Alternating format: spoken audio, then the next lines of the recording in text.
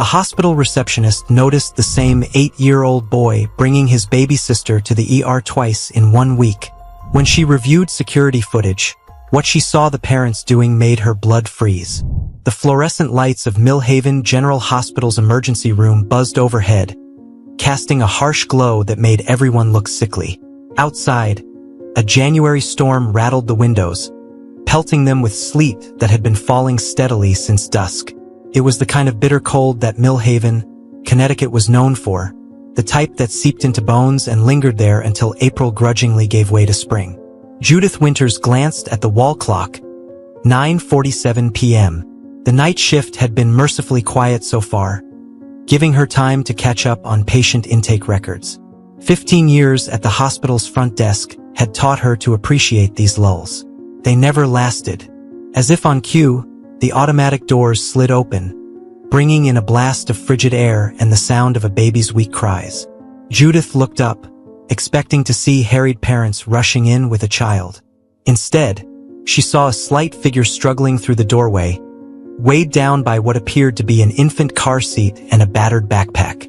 "I need help, please," said a voice too composed to belong to its owner. "My sister won't stop crying."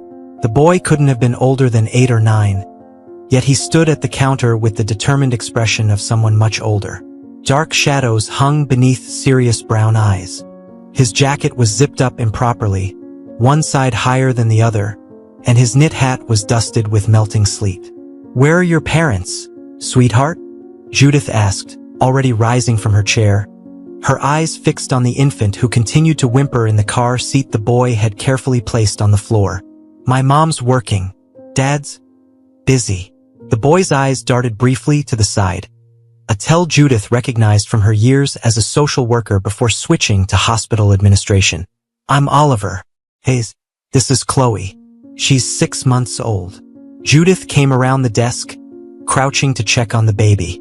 Chloe's face was flushed, her fine blonde hair damp with sweat despite the cold. Her cries were pitiful, lacking the robust energy a healthy baby should have. "How long has she been crying, Oliver?" "Since after her bottle at 6. I tried everything. I checked her diaper and gave her the medicine in the purple bottle for teething, but it didn't help." His voice cracked slightly, the first sign of the child behind the facade. "She feels really hot." Judith placed a gentle hand on Chloe's forehead. The baby was burning up. "You did the right thing bringing her in," she said, already reaching for the phone to call for a pediatric nurse. "Can you tell me your address and your parents' phone numbers?" Oliver rattled off their address in the Riverdale Apartments, the subsidized housing complex on the east side of town where the old textile mill once stood. He recited his mother's cell number without hesitation but paused before giving his father's. "Dad doesn't always answer his phone," he added quietly. While they waited for the nurse, Judith observed Oliver more carefully. His clothes were clean but worn. The backpack he'd brought contained neatly packed baby supplies: diapers, wipes, a change of clothes for Chloe, and 2 pre-made bottles. Everything a parent would bring for an emergency room visit. Everything except the parent. She tried calling both numbers Oliver had provided. His mother's went straight to voicemail. His father's rang endlessly with no answer or option to leave a message. "My mom works nights at Pine Ridge Care Home," Oliver volunteered, noticing her frown. "She might not be able to answer right now." Judith had worked in Millhaven long enough to know Pine Ridge well, a nursing home on the other side of town. It was plausible, but something in the boy's too-rehearsed explanation raised flags in her mind. Dr. Landon diagnosed Chloe with a severe ear infection. While the pediatrician administered medication and wrote prescriptions, Judith sat with Oliver in the examination room. "You seem to know a lot about taking care of your sister," she said gently. Oliver nodded, his eyes never leaving Chloe as the doctor checked her ears. "Mom taught me everything. Dad says I'm the man of the house when he's not home." A hint of pride colored his voice. "And is he not home often?" A subtle stiffening in the boy's shoulders. "He has to look for work. The factory closed." Millhaven Manufacturing had shut down almost 2 years ago, leaving hundreds unemployed in a town already struggling to survive.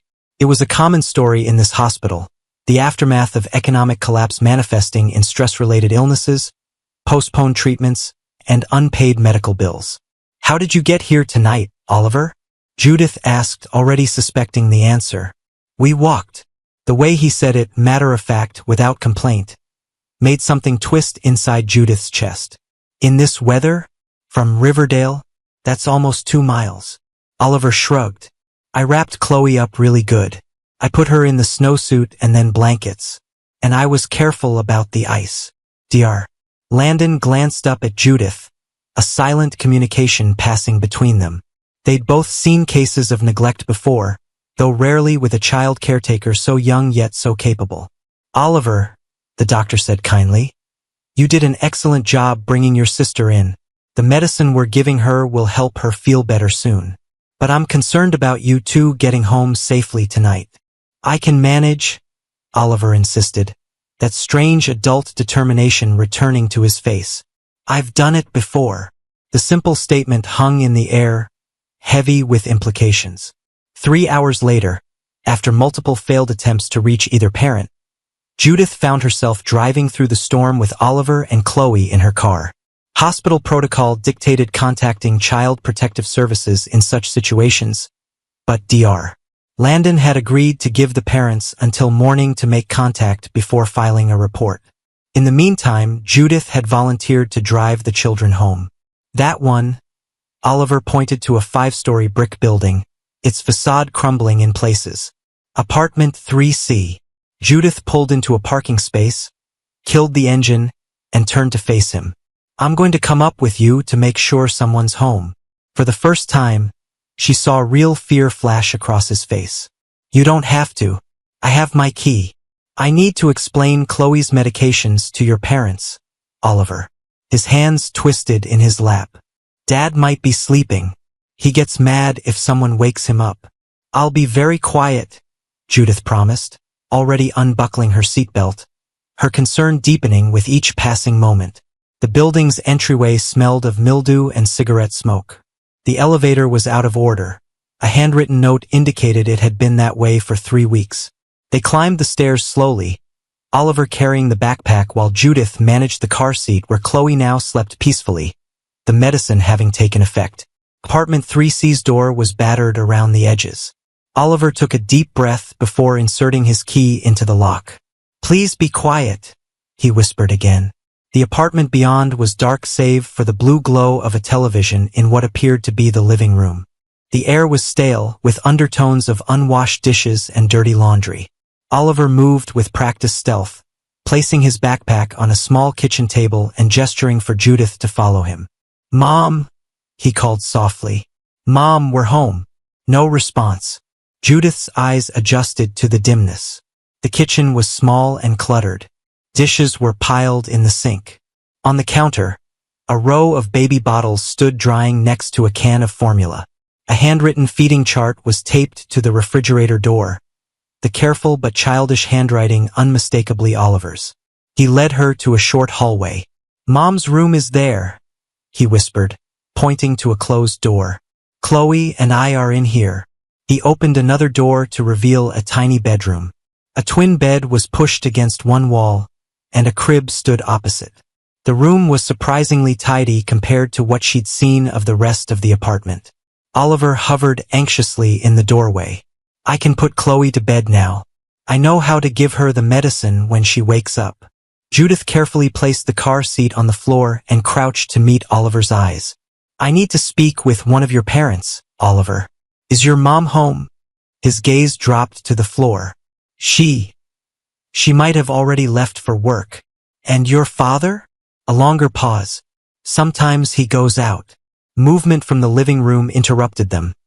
The sound of a recliner creaking, followed by heavy footsteps. A man appeared in the hallway, his silhouette backlit by the television's glow. "What the hell's going on?"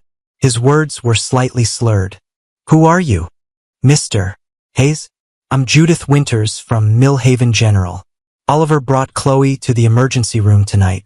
She has a severe ear infection." Ray Hayes was a large man with the weathered hands of someone who'd worked in manufacturing. Now he swayed slightly, steadying himself against the wall. The smell of whiskey emanated from him. Hospital? What are you talking about? He squinted at Oliver. You took your sister out in this weather? What were you thinking? Oliver seemed to shrink before Judith's eyes. She wouldn't stop crying, Dad. I tried everything like Mom showed me. Where is Mrs. Hayes? Judith interjected, keeping her voice calm and professional despite the anger building inside her. Ray's expression hardened. Working. Night shift. I tried calling her cell phone. Service got cut off last week, he snapped. Look, I appreciate you bringing them home, but we're fine here. I got this. His tone made it clear the conversation was over, but Judith stood her ground. Mr. Hayes, Chloe needs to take antibiotics every 8 hours. She has prescription eardrops as well. I can show you. Oliver knows what to do, don't you, buddy?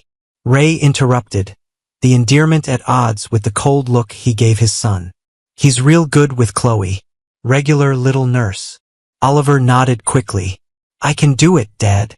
Judith hesitated, torn between protocol and instinct. This situation clearly warranted a CPS report, but experience told her that immediate intervention might not be in the children's best interest tonight. Sometimes the system moved too quickly, sometimes too slowly. Either way, children were the ones who suffered. Oliver did the right thing tonight, she said firmly to Ray. Chloe could have developed a much more serious condition without treatment. I'd like to make sure Mrs. Hayes understands the medication schedule when she returns from work. Ray's expression darkened further. Like I said, we got this. Oliver can tell her. With clear dismissal, he turned and disappeared back into the living room. The sound of a beer can opening followed seconds later. Judith turned to Oliver, who was carefully lifting and now stirring Chloe from her car seat.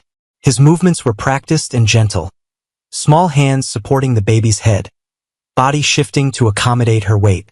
It was both impressive and heartbreaking to watch. When will your mom be home, Oliver? She asked quietly. He avoided her eyes, focusing on settling Chloe in the crib. Morning, probably, after her shift. Another lie. Judith was certain now. She made a decision. Here's my card, she said, pressing it into his hand. It has my personal cell number on the back. If Chloe gets worse again, or if you need anything at all, you call me. Day or night. Do you understand? Oliver stared at the card, then tucked it carefully into his pocket. Yes, ma'am. Promise me you'll call if you need help. He nodded, but Judith recognized the look in his eyes, the wariness of a child who had learned not to trust adult promises. The storm had worsened by the time Judith returned to her car. She sat for a long moment, watching the sleet turn to snow, her windshield wipers pushing futilely against the accumulation.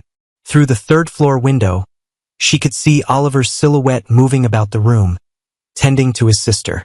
In her 25 years of social work and hospital administration, Judith had encountered countless cases of neglect, abuse, and hardship. Some had ended tragically, others with hope and healing. Experience had taught her that the system, for all its flaws, was sometimes the only protection children had. But she'd also learned that intervention needed to be handled with care. Tonight, she would file a preliminary report, enough to start a file but not enough to trigger immediate removal. Tomorrow, she would make calls, check records, build a more complete picture. The Hayes family needed help, that much was clear. But Oliver's fierce protection of his sister and his desperate attempt to maintain the illusion of a functioning family told her that a heavy-handed approach might do more harm than good. As she drove away from Riverdale Apartments, her headlights cutting weakly through the thickening snow, Judith couldn't shake the image of Oliver's serious face as he'd walked through those hospital doors. A child carrying the weight of responsibilities no child should bear. In the safety of her car, Judith allowed the tears she'd held back all evening to finally fall. By morning, the storm would have passed, but the questions it had stirred would remain. Where was Diane Hayes really? How long had Oliver been caring for Chloe alone? And most importantly, what was the best way to help a boy who'd forgotten how to be a child? The answers would come soon enough, and they would be even more heartbreaking than Judith feared. 5 days had passed since Oliver's first visit to Millhaven General.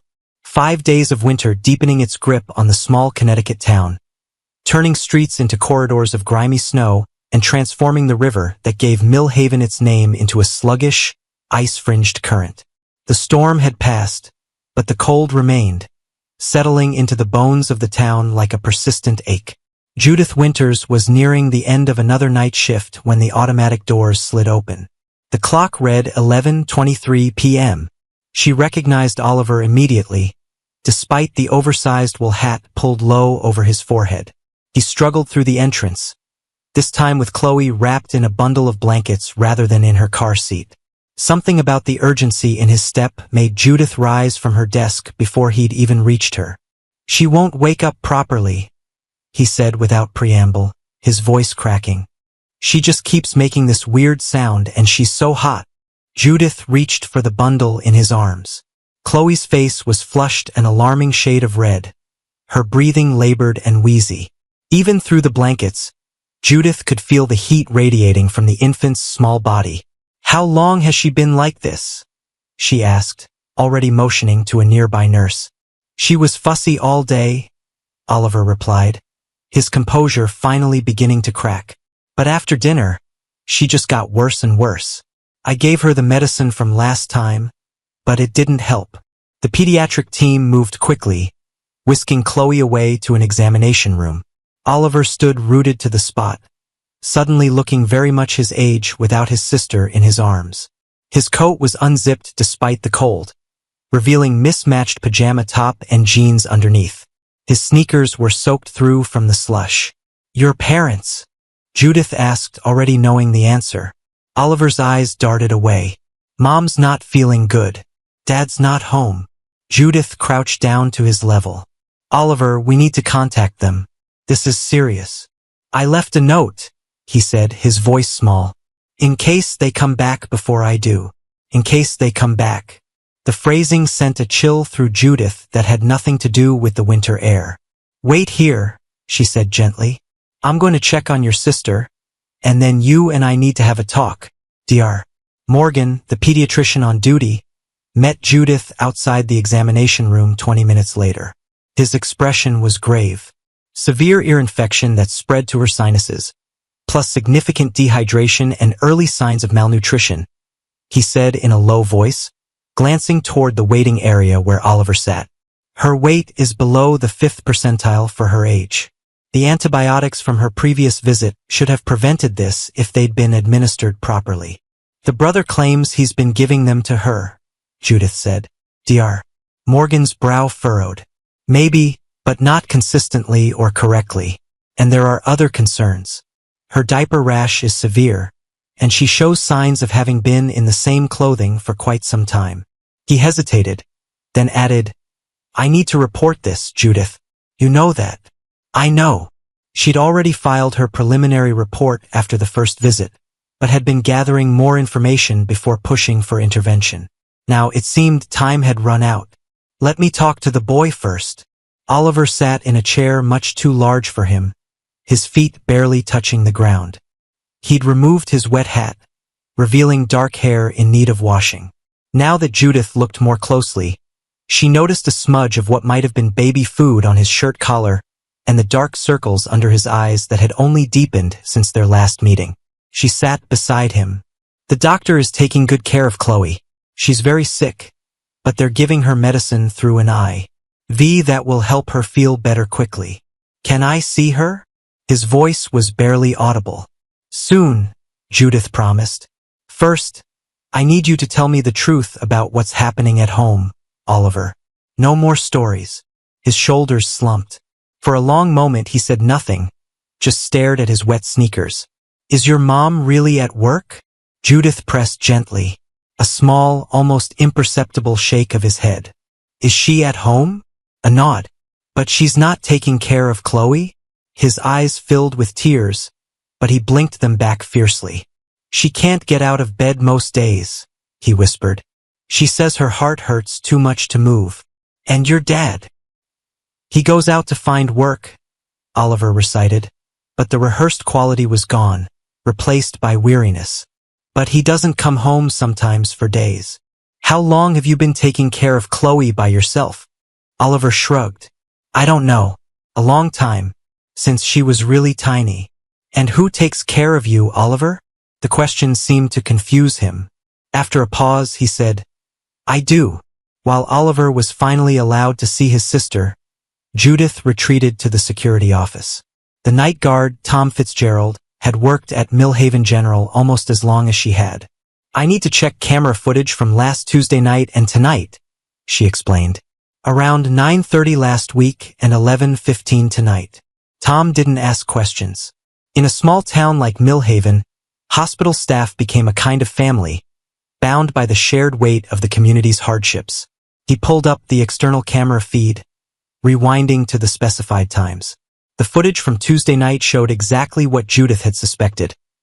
Oliver, struggling through the snow with the infant car seat, having walked all the way from Riverdale Apartments. Tonight's footage was even more disturbing. The small figure trudging through freezing temperatures with a bundle clutched to his chest, stopping occasionally as if gathering strength before continuing. Jesus, Tom muttered. That kid walked all the way here? In this weather? With a baby? Twice, Judith confirmed grimly. Where the hell are the parents? It was the question that had been haunting Judith for 5 days. After her first encounter with the Hayes family, she'd done some investigating. Diane Hayes had indeed worked at Pine Ridge Care Home, past tense. She'd been let go 3 months ago for excessive absences. Ray Hayes had been among those laid off when Millhaven Manufacturing closed, but unlike many others, he hadn't found new employment. Instead, according to local gossip, he'd become a regular at the OTB parlor 2 towns over. I'm about to find out, Judith said, reaching for her phone. Chloe was admitted for overnight treatment. Oliver refused to leave her side, his small hand clutching the rail of the hospital crib as if afraid she might disappear. Judith had called Child Protective Services, and Vanessa Torres, a caseworker Judith had worked with before, was en route. Meanwhile, Dr. Morgan had convinced Oliver to eat something from the cafeteria, probably the first real meal he'd had in days. Judith used the opportunity to pay a visit to Riverdale Apartments. The building looked even more desolate in the harsh winter night. The entry buzzer for 3C went unanswered, but an elderly tenant exiting the building let Judith in with a knowing look. You here for the Hayes place? 3rd floor. Can't miss it. Been meaning to call somebody myself about that situation. Apartment 3C was silent when Judith knocked. She tried again, louder. Mrs. Hayes? It's Judith Winters from Millhaven General. Your children are at the hospital. After a long pause, Judith heard shuffling from inside. The door opened just enough to reveal a sliver of a woman's face. Gaunt, pale, with eyes that seemed to have trouble focusing. Hospital. Diane Hayes's voice was hoarse, as if from disuse. What are you talking about? Your daughter Chloe is very ill. Your son Oliver brought her to the emergency room. Confusion crossed Diane's features. No, they're here. They're sleeping. May I come in, Mrs. Hayes? Judith kept her tone professional, non-confrontational. After a hesitation, the door opened wider. The apartment beyond was in even worse condition than on Judith's previous visit. The smell of neglect had intensified. Unwashed bodies, spoiled food, dirty diapers. Dishes overflowed from the sink onto the counters. Baby bottles sat uncleaned. A layer of dust covered most surfaces. Diane herself looked like a ghost, thin to the point of gauntness, hair unwashed and tangled, wearing what appeared to be a nightgown with a stained bathrobe over it. Her movements were slow, almost drugged, though Judith saw no evidence of substance abuse beyond a few empty beer cans. When did you last see Oliver and Chloe? Judith asked gently. Diane blinked slowly, as if the question required immense processing. This morning? They were here. Her voice trailed off as she glanced around the apartment, reality slowly penetrating the fog surrounding her. Where are they? At the hospital. Chloe has a severe infection and is dehydrated. Oliver has been caring for her, it seems. Oliver's good with her, Diane mumbled, sinking onto a couch covered with unfolded laundry. He helps me so much. Mrs. Hayes, when was the last time you saw a doctor yourself? A vague shrug. Don't need doctors. Just need sleep. Judith recognized the signs of severe depression, had seen it countless times in her social work years. This wasn't just a mother neglecting her children. This was a woman who'd lost the ability to care for herself, let alone anyone else. What about your husband? When will he be home? Another shrug. Whenever the money runs out. Or when he wins big. That's what he always says. He's gonna win big and fix everything. And how long has this been going on? Diane's vacant eyes welled with tears. Since the baby came. Everything went dark after the baby came. Postpartum depression, untreated and worsened by financial stress and apparent abandonment by her husband. The pieces were falling into place. I'm going to call an ambulance for you, Mrs. Hayes, Judith said firmly. You need medical attention. I can't leave, Diane protested weakly. The children are already at the hospital, and they need their mother to get well. As she called for the ambulance, Judith took in more details of the apartment. Oliver's careful organization was evident amid the chaos. A neat stack of clean baby clothes on a chair, formula measured into bottles in the refrigerator, a schedule for feeding and changing taped beside it. The boy had created a system within the dysfunction, a way to care for his sister despite everything crumbling around them. In a small bedroom, she found the proof of how long the situation had deteriorated.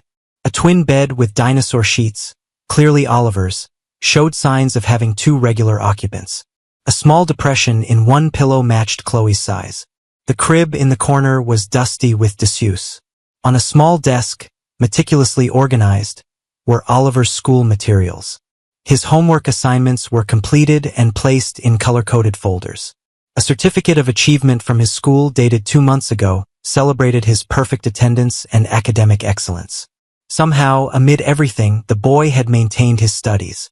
Next to the school materials was a journal, its cover decorated with careful but childish drawings of superheroes. Judith normally would never violate a child's privacy, but concern overrode protocol. She opened it, finding pages filled with detailed notes on Chloe's care. December 5th. Chloe drank all 3 bottles today. No fever. Smiled a lot. Mom stayed in bed again. Dad came home but left when they started fighting. December 12th. Chloe only drank half her bottles. Cried a lot. Feels warm. Mom came to the kitchen today but went back to bed. No food in the house except baby formula and cereal. Used my lunch money to buy milk. December 24th. Christmas Eve. Told Chloe about Santa. Dad promised to be home with presents but didn't come. Mom cried all day. Made Chloe a present from an old sock and stuffing from my pillow. She liked it. January 2nd. No school today. Chloe seems sick. Mom won't get up. Dad hasn't been home in 3 days. Called Grandma but she said she can't help right now. Chloe's formula is almost gone. The entries continued, becoming increasingly concerning as January progressed. The last entry, dated just yesterday, read simply, Chloe won't stop crying. Don't know what to do. So tired. Judith closed the journal, her heart heavy. Outside, she could hear the approaching sirens of the ambulance she'd called for Diane. As a former social worker, she'd witnessed countless cases of neglect, but few had affected her as deeply as this one. A child forced to become a parent while still desperately needing to be parented himself. Back at the hospital, Vanessa Torres from CPS had arrived and was interviewing Oliver. Judith observed through the glass window of the family consultation room. The boy sat straight-backed in his chair, answering questions with the same controlled composure he'd shown when first bringing Chloe in. Only someone watching closely would notice his hands fidgeting anxiously beneath the table or the way his eyes constantly darted to the door, as if expecting or fearing someone's arrival. When Judith entered, Oliver's expression brightened momentarily before caution returned. Is Chloe okay? She's improving, Judith assured him. The doctors are taking very good care of her. And my mom? The question was hesitant, revealing his fear of the answer. She's on her way here too. She needs some help, Oliver. He nodded solemnly. Because of her sad sickness. That's right. Depression is an illness, just like Chloe's infection. It needs treatment. Vanessa, An experienced caseworker with kind eyes and no-nonsense demeanor spoke up. Oliver has been telling me about your home life. He's been very brave. The boy's composure finally cracked. Are you going to take us away? Please don't separate us. I promised Chloe I'd always protect her. No decisions have been made yet, Vanessa said carefully. Our priority is making sure everyone is safe and getting the help they need. I can take care of her, Oliver insisted, desperation creeping into his voice. I've been doing it for months. I have a system. I write everything down so I don't forget anything important. I never miss her feedings, and I always check if her diaper is wet. And, Oliver, Judith interrupted gently. You're only 8 years old. Almost 9, he corrected, as if that made all the difference. Even so, that's too young to have all this responsibility. You should be worrying about school and friends and what games to play, not whether your sister has enough formula or if your mother is going to get out of bed. But there's nobody else, he whispered, and the simple truth of it hung in the air between them. Judith exchanged glances with Vanessa. They both knew the system, its strengths and its many flaws. Children like Oliver and Chloe often fell through the cracks, shuttled between temporary placements, sometimes separated despite best intentions. Finding a foster home willing to take siblings, especially with an infant, was challenging. And Judith knew something else, something she'd never admitted to colleagues. She understood Oliver's desperation all too well. Her own childhood had included a stint in foster care after her mother's mental health crisis. 3 homes in 2 years, separated from her younger brother until their aunt had finally intervened. The memories still haunted her at times. But before Judith could respond, a commotion in the hallway drew their attention. Ray Hayes had arrived, and he was furious. Where are my kids? His voice boomed through the corridor. What right do you have to bring them here without contacting me? He spotted Oliver through the consultation room window and stormed toward them, his face flushed with anger or alcohol or both. Security was already moving in his direction. Oliver's transformation was immediate and heartbreaking. The boy seemed to shrink into himself, shoulders hunching as if preparing for a blow, eyes dropping to the floor. The change spoke volumes about the relationship between father and son. Ray burst into the room, bringing with him the sour smell of stale alcohol. Oliver, what the hell were you thinking, bringing your sister out in this weather? You could have called me.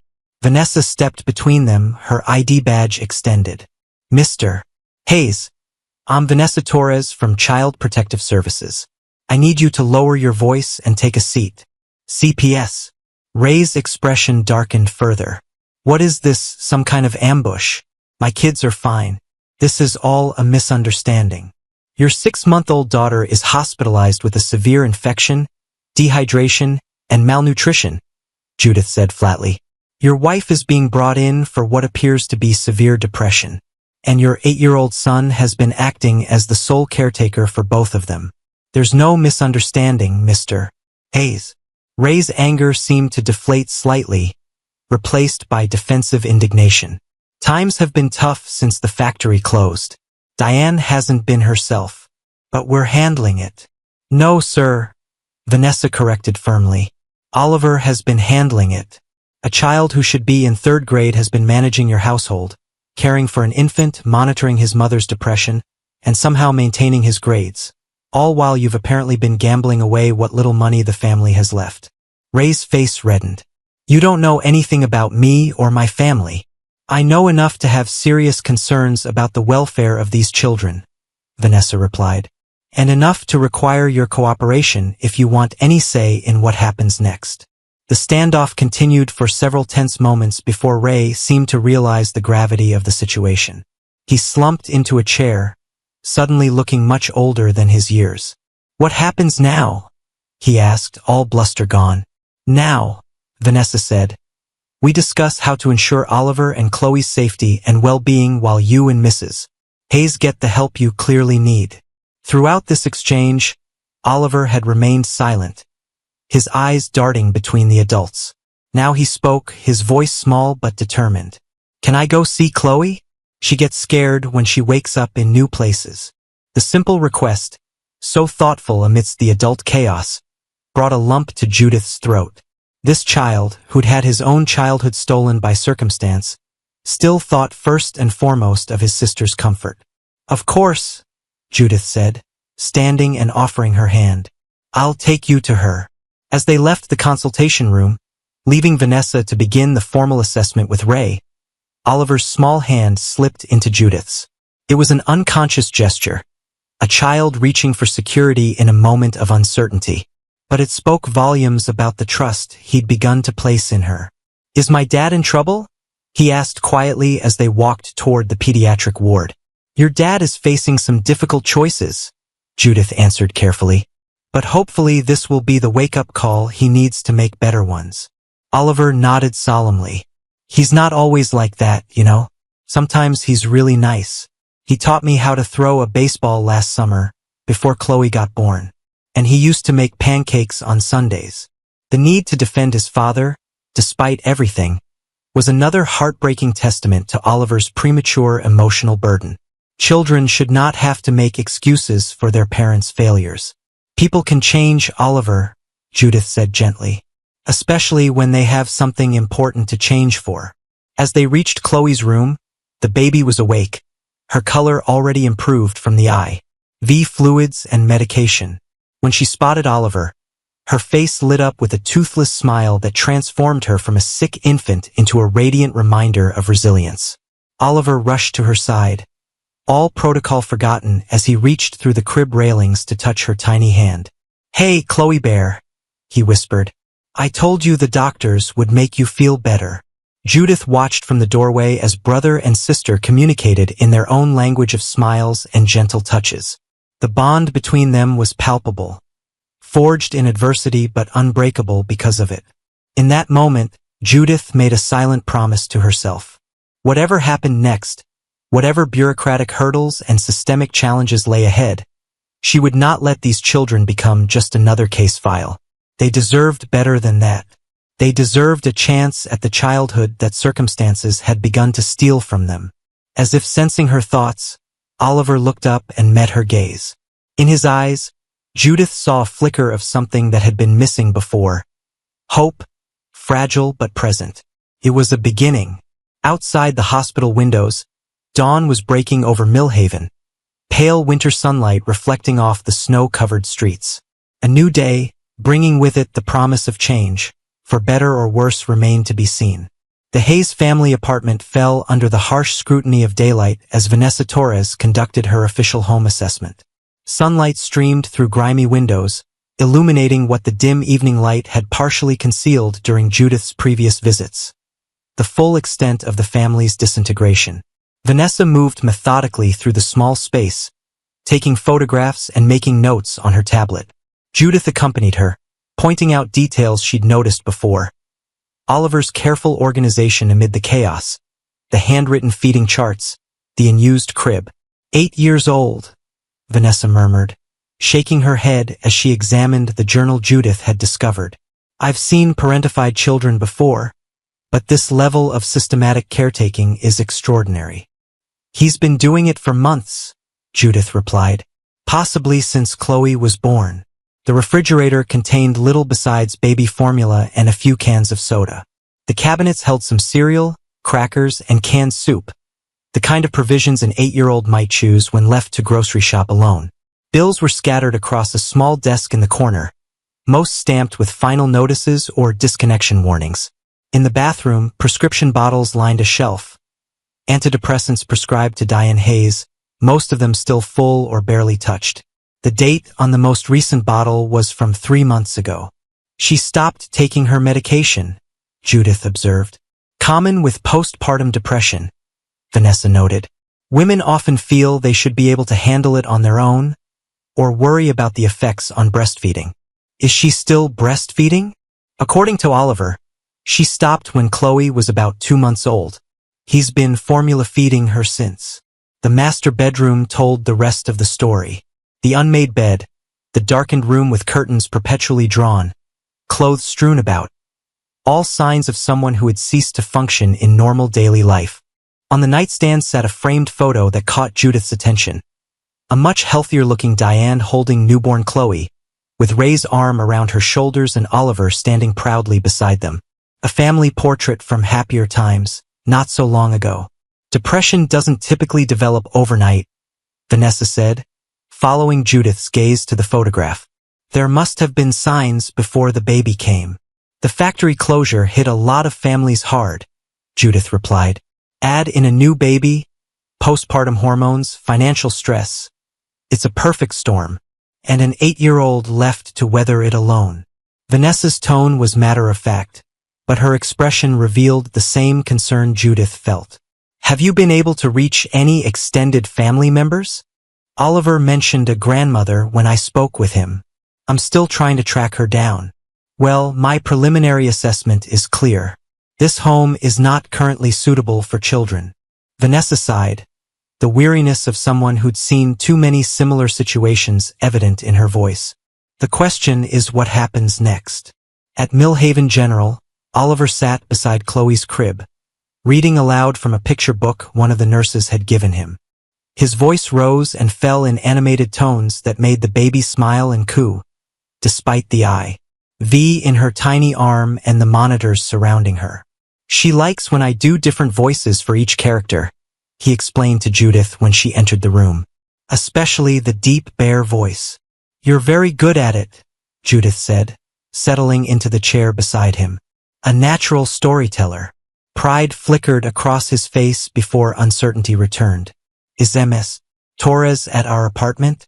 Is she going to take us away? Directness seemed the kindest approach. She's assessing the situation, Oliver.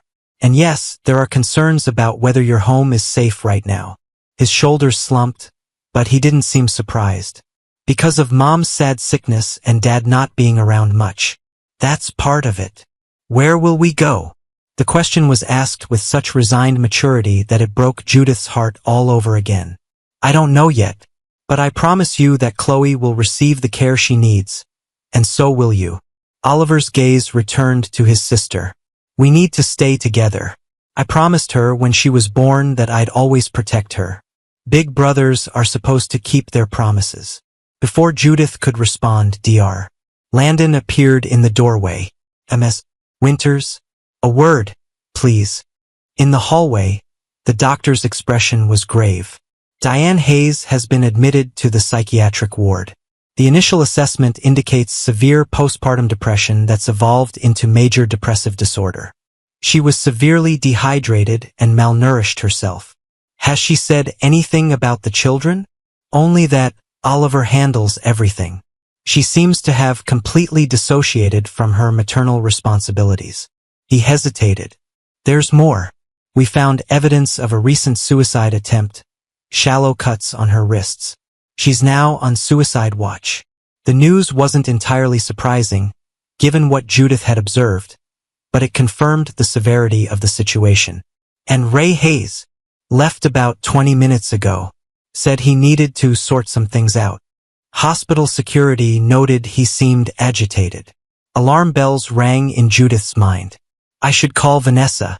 She's still at the apartment. But before she could reach for her phone, rapid footsteps approached from down the corridor. Ray Hayes reappeared, his face flushed and his movements jerky with nervous energy. Ms. Winters, he said, his voice unnaturally controlled. Can I have a word? In private. Something about his demeanor raised Judith's suspicions, but she nodded, following him to a quiet corner of the hallway, while signaling to a nearby security guard to remain alert. I've been thinking, Ray began, running a hand through his disheveled hair. This whole situation, it's gotten out of control. Diane needs help, I understand that now. But these CPS people, they don't understand our family. They'll split us up. Take my kids away. Mr. Hayes, the priority right now is ensuring your children's safety and well-being. Which is exactly my point. He leaned closer, dropping his voice. What if I took the kids to my mother's place in Vermont? Just until Diane gets better. My mom's good with kids. Oliver loves her. It would be temporary. The proposal set off immediate red flags. Any change in custody would need to go through proper channels with CPS approval. Ray's expression darkened. You people and your channels and approvals. This is my family we're talking about. You think some government system knows better than a father what his kids need? A father who's been absent while his 8-year-old son raises an infant? The words escaped before Judith could temper them. Ray's facade cracked, anger flashing across his features.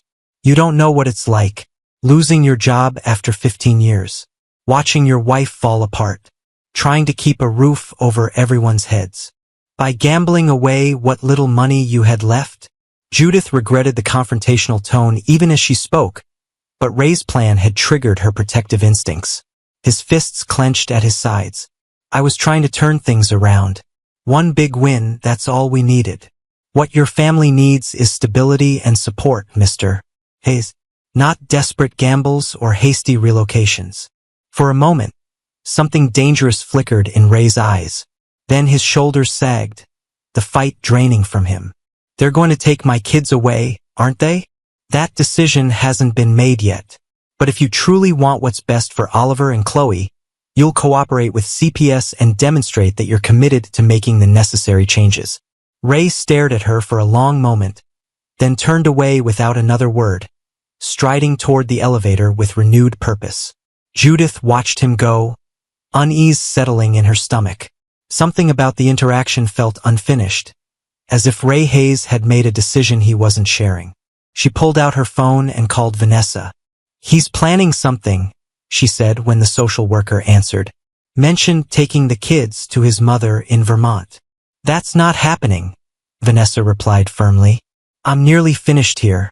The home assessment confirms what we suspected. This environment isn't suitable for children. I'm recommending emergency temporary placement while we evaluate options for the family. When will that happen? As soon as Chloe is cleared for discharge. Probably tomorrow. Judith glanced toward Oliver's room, where she could see him still reading to his sister. He's not going to take it well. They rarely do, Vanessa sighed. But it's for their safety. After ending the call, Judith stood for a moment, caught between professional duty and personal concerns. Her instincts told her Ray Hayes wasn't simply going to accept CPS intervention. The question was what he might do to prevent it. Oliver knew something was wrong the moment Judith returned to the room. He'd become adept at reading adults' expressions, a survival skill honed through months of navigating his parents' unpredictable states. What's happening? He asked immediately, setting aside the storybook. Your father was just here, Judith said, choosing honesty. He's worried about you and Chloe. Is he mad at me for bringing her to the hospital? The question revealed volumes about the dynamics Oliver had internalized, the assumption that seeking help would trigger anger rather than concern. No, Oliver. He understands you did the right thing. The boy looked unconvinced. Where is he now? He left to take care of some things. Oliver's eyes narrowed slightly. What kind of things? Before Judith could formulate an answer, her phone rang. Vanessa again. He's here, the social worker said without preamble. Ray Hayes just arrived at the apartment. He's packing bags. For himself. For all of them, it looks like. Children's clothes, baby supplies. He seems to be in a hurry. Judith's concern deepened. I'll alert hospital security. He might try to take the children. As she ended the call, she found Oliver watching her intently, his expression far too knowing for his age. Dad's going to try to take us away, isn't he? He asked quietly. Why do you think that? Oliver shrugged. It's what he always says when things get bad, that we should go to Grandma's and start over. But we never do because Mom won't leave. Judith made a quick decision. Oliver, I need to speak with hospital security. Will you stay right here with Chloe? Don't leave this room for any reason. Okay? He nodded solemnly. I won't leave her. As Judith hurried toward the nurse's station, she glanced back to see Oliver standing protectively beside Chloe's crib, his small hand reaching through the rails to hold hers. The sight strengthened her resolve. These children had been failed by too many adults already. It wouldn't happen again on her watch. The next 2 hours passed in a tense state of vigilance. Hospital security was alerted to prevent Ray from removing either child from the premises. Vanessa returned from the Hayes apartment with troubling news. Ray had packed hastily and left with a duffel bag, telling a neighbor he was sorting things out before they take my kids. By mid-afternoon, there was still no sign of him. Diane, meanwhile, remained in the psychiatric ward, heavily sedated after becoming agitated during her initial assessment. The psychiatrist's preliminary diagnosis confirmed severe depression with possible psychotic features. "We're running out of daylight," Vanessa observed, checking her watch. "I need to make arrangements for the children's placement tonight." "You still haven't located any suitable relatives?" Judith asked. "The maternal grandmother is in a nursing home with advanced dementia. The paternal grandmother in Vermont exists, but Ray's brother says she's in her 80s and in poor health herself, not capable of caring for an infant and a traumatized 8-year-old.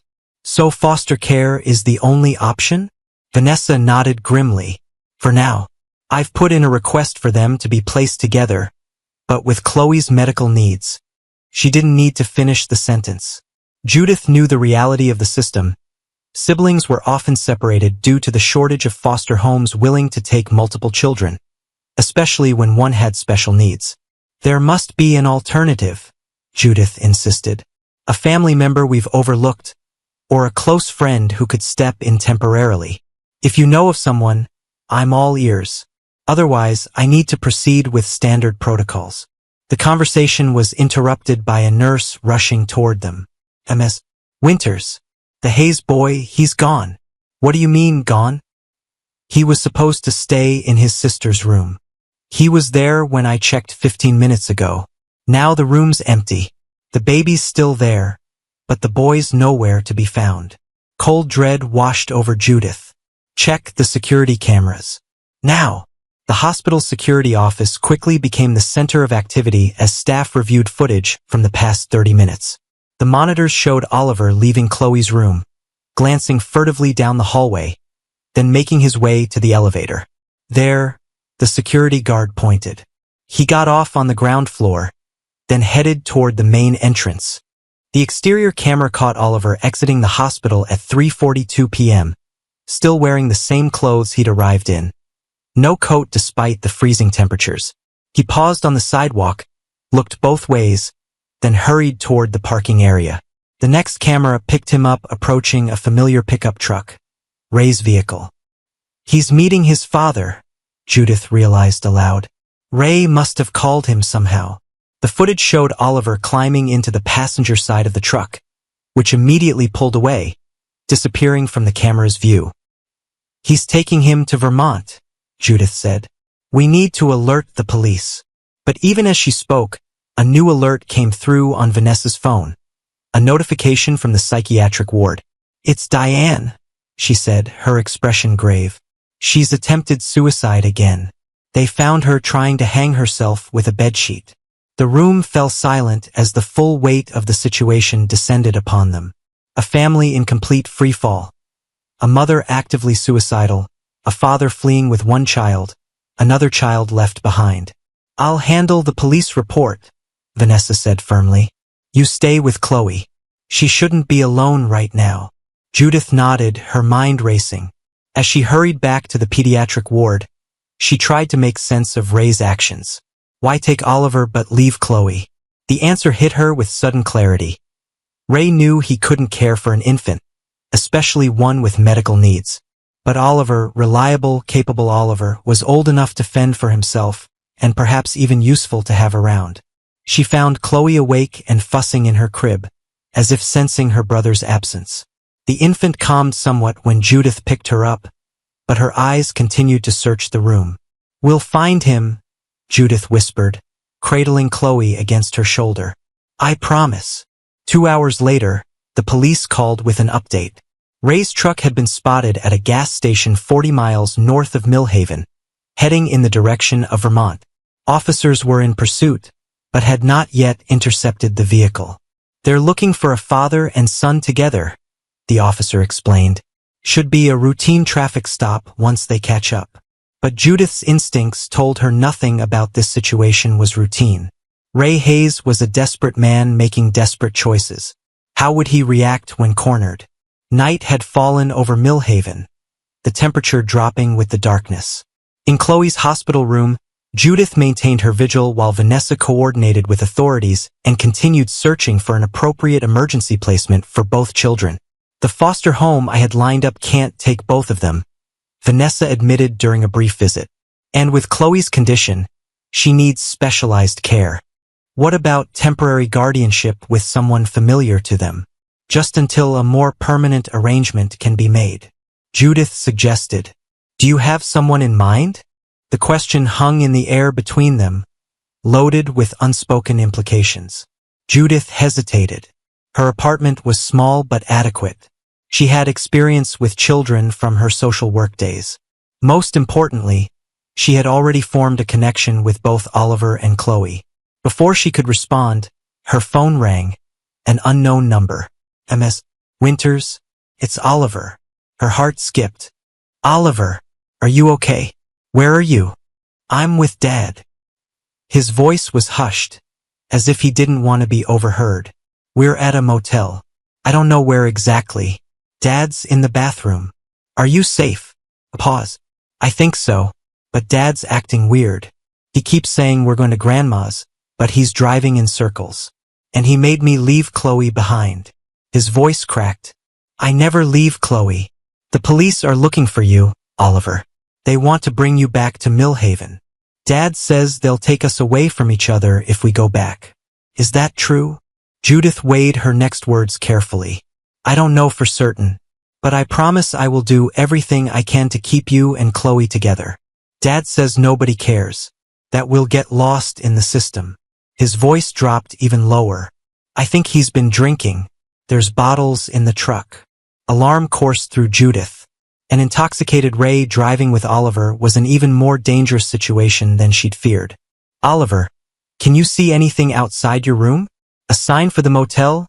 Or nearby businesses? It's called the Pinewood Lodge. There's a big blue sign. The sound of a door opening came through the phone. I have to go. Dad's coming back. Oliver, wait. But the line went dead. Judith immediately called the police, relaying the new information. The Pinewood Lodge was a rundown motel about 60 miles north of Millhaven, a place known for renting rooms to transients and those looking to avoid questions. They'll send officers right away, she told Vanessa, who had returned during the call. But Ray's been drinking. If he panics, I should be there, Vanessa decided. When they find them, a familiar face might help defuse the situation. I'm coming with you. That's not protocol, Judith. Protocol isn't going to convince a frightened 8-year-old to trust strangers, especially if his father is being arrested in front of him. Vanessa studied her for a moment, then nodded. We'll take my car. The hospital can call us if there's any change with Diane or Chloe. As they prepared to leave, Judith gazed down at Chloe, now sleeping peacefully in her crib. The baby's improved color and steady breathing were positive signs. But Judith knew physical recovery was only one part of what these children needed. We'll bring your brother back, she whispered, gently touching Chloe's cheek. And then we'll figure out how to make things right. The Pinewood Lodge appeared through swirling snow flurries as Vanessa's car approached, its neon sign flickering weakly in the winter night. Police cruisers were already positioned around the building, their lights creating eerie blue patterns across the white landscape. A state trooper approached as they parked. We've located the room, he informed them. Number 12. The man's truck is parked outside, but he's not responding to knocks or calls. Has there been any sign of the boy? Judith asked anxiously. Not yet. We're preparing to breach the door if necessary. Vanessa showed her credentials. I'm the assigned caseworker. This is Judith Winters from Millhaven General, who has established rapport with the child. We'd like to be present when you make contact. The trooper hesitated, then nodded. Stay behind our officers. This man may be unstable. As they approached room 12, Judith felt a mounting sense of dread. The darkened window and silence from within suggested scenarios she didn't want to consider. The lead officer knocked forcefully. Mr. Hayes, this is the state police. We need you to open the door. Silence. Mr. Hayes, we know your son is with you. Please open the door so we can ensure everyone's safety. After another moment of silence, The officer signaled to his colleagues to prepare for forced entry. Just as they moved into position, a small voice called from inside. "Is Ms. Winters there?" "I'm here, Oliver," Judith called back, stepping forward despite the officer's warning gesture. "I'm right outside. Dad's asleep. He took a lot of pills with his beer. I can't wake him up." The officers exchanged alarmed glances. "Stand back, folks," the lead officer ordered, then turned to the door. "Oliver, we need you to open the door if you can. Or move away from it so we can come in." "I'm scared," came the small voice. "I know you are," Judith called. "But we're here to help you and your dad. Can you unlock the door for me?" A long pause, then the sound of small feet padding across a floor. The lock clicked, and the door opened a few inches. Oliver's pale face appeared in the gap, his eyes wide with fear. "Don't hurt my dad," he pleaded. "He's sick, like Mom." "No one's going to hurt him," Judith promised, crouching to his level. "The police are here to help. Can you let us in now?" Oliver stepped back, allowing the door to swing open fully. The scene inside confirmed Judith's worst fears. Ray Hayes lay sprawled on one of the two beds, unconscious. Empty beer cans surrounded him, along with an open pill bottle. His breathing was shallow and labored.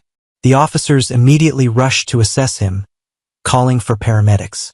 Oliver stood frozen by the door, his small body trembling. Judith approached him slowly, careful not to make any sudden movements. "Oliver, are you hurt?" He shook his head, eyes fixed on his father. "Is he going to die?" "The police are helping him," she said, gently guiding him away from the scene.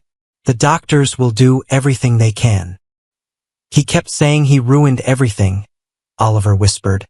"That he was a failure as a dad. That Mom and Chloe would be better off without him. That at least I was old enough to understand." The words chilled Judith to the bone. They sounded like the prelude to a murder-suicide pact. Had Ray intended to take Oliver with him? Or had the boy's presence caused him to hesitate? "Did your father hurt you in any way?" she asked carefully. Oliver shook his head again. "He just cried a lot, and kept saying he was sorry. Then he took those pills and fell asleep. I tried to wake him up, but he wouldn't move.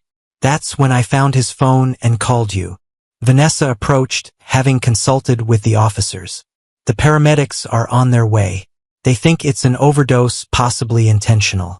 They'll transport him to the nearest hospital for treatment." "And Oliver? He'll need to be examined too as a precaution." Then, she hesitated, glancing at the boy. "We'll proceed with emergency placement tonight." Oliver's hand found Judith's, clutching it tightly. "Can I go back to Chloe? Please."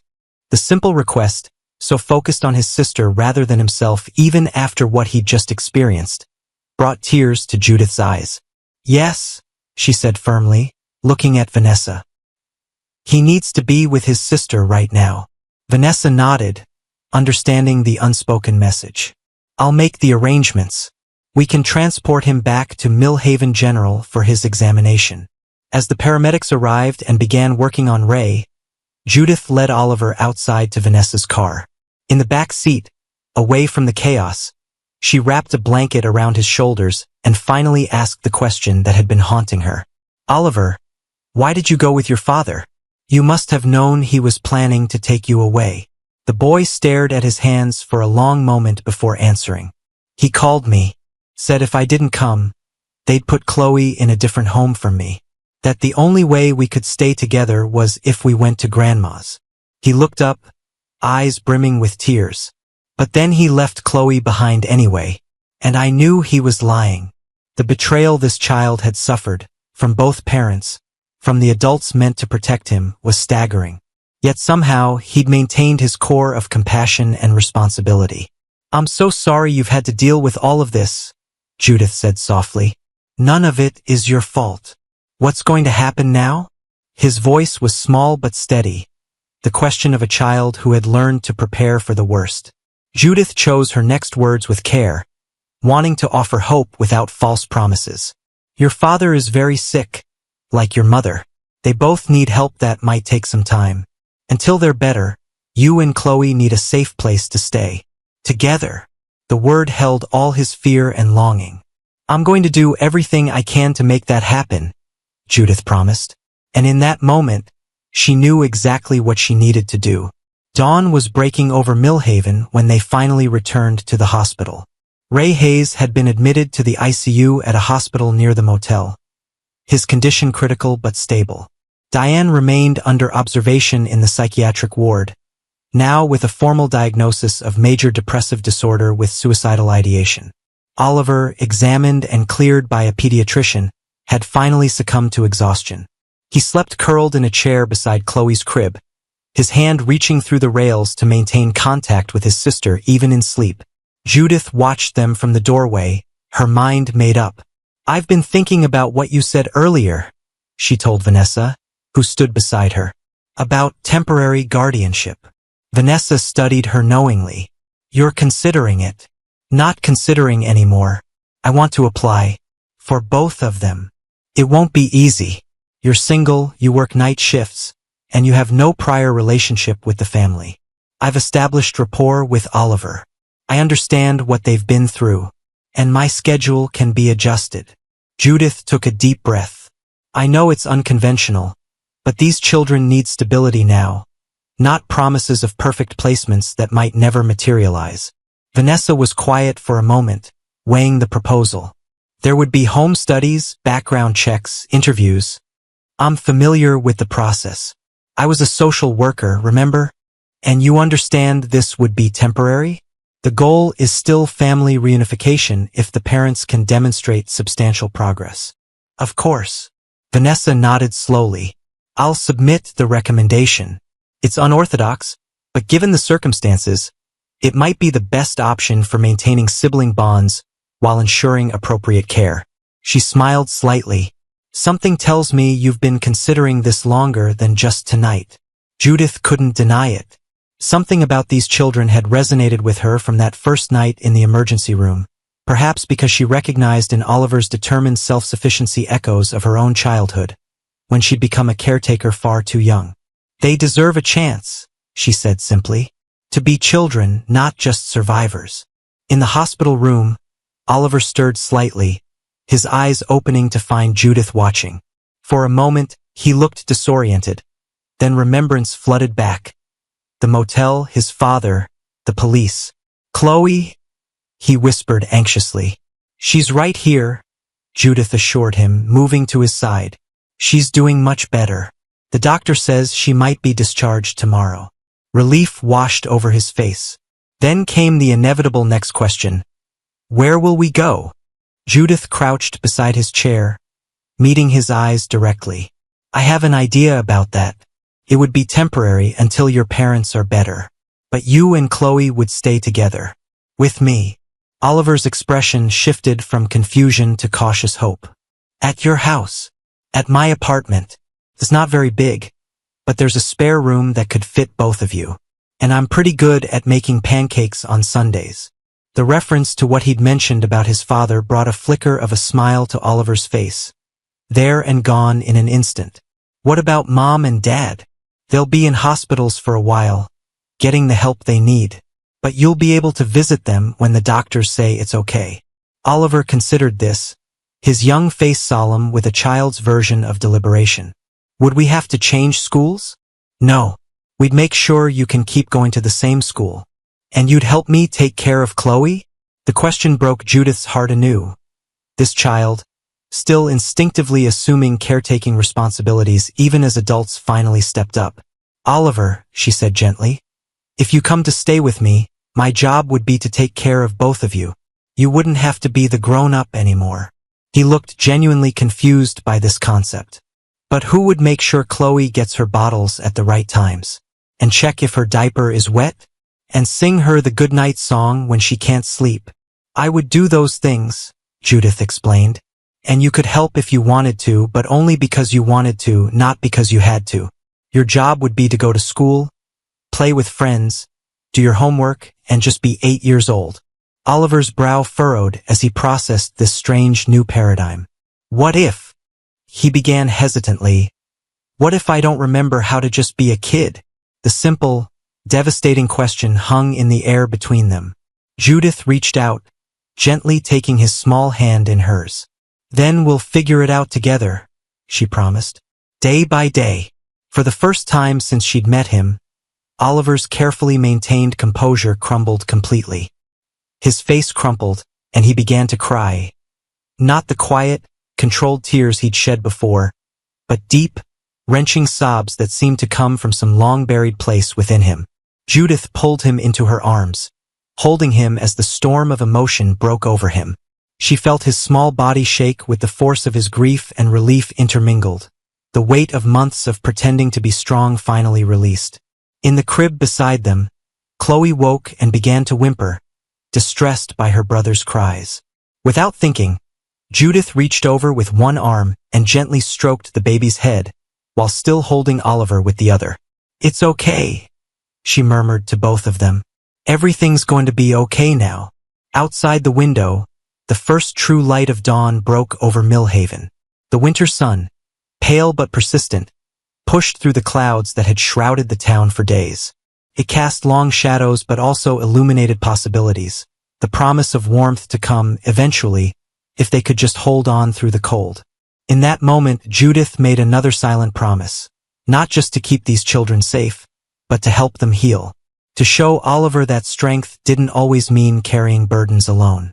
To ensure Chloe grew up knowing both security and joy. And perhaps, in time, to help their parents find their way back to wholeness. For their children's sake, if not for their own. It would not be easy. The road ahead would be long and complex, with bureaucratic hurdles, emotional setbacks, and no guarantees of permanent happy endings. But in this moment, with two children who had survived the unthinkable now beginning to trust her, Judith felt something she hadn't experienced in years. Purpose. Clear, unambiguous purpose. Oliver's sobs gradually subsided, but he didn't pull away from the embrace. Instead, he leaned into it, perhaps for the first time allowing himself to be comforted rather than being the comforter. "Ms. Winters?" he whispered, his voice hoarse. "Yes, Oliver? I'm really tired." 3 simple words that conveyed so much exhaustion, yes, but also surrender. The acknowledgement that perhaps, finally, he could rest. "I know," she said softly. "And that's okay. You don't have to be strong right now." As if given permission at last, Oliver's eyelids grew heavy. Within minutes, he was asleep against her shoulder, the lines of worry temporarily erased from his young face. Vanessa, who had witnessed the entire interaction from the doorway, approached quietly. "I'll start the paperwork," she said, her professional veneer softening. "This might actually work." Judith nodded, careful not to disturb the sleeping child. "It has to," she whispered, "for both of them." In her crib, Chloe had settled again, one tiny hand clutching the edge of her blanket, the other reaching instinctively toward her brother even in sleep. 2 children, bound together by circumstance and survival, finally finding a harbor in the storm. Outside, Millhaven continued to wake, its residents going about their daily lives unaware of the small drama of hope unfolding in room 417. But inside that room, a new kind of family was beginning to take shape, fragile, temporary, unconventional, but real nonetheless. And for now, in this moment, that was enough. February in Millhaven brought no relief from winter's grip. If anything, the cold deepened, settling into the bones of the town like an unwelcome guest who had forgotten its departure date.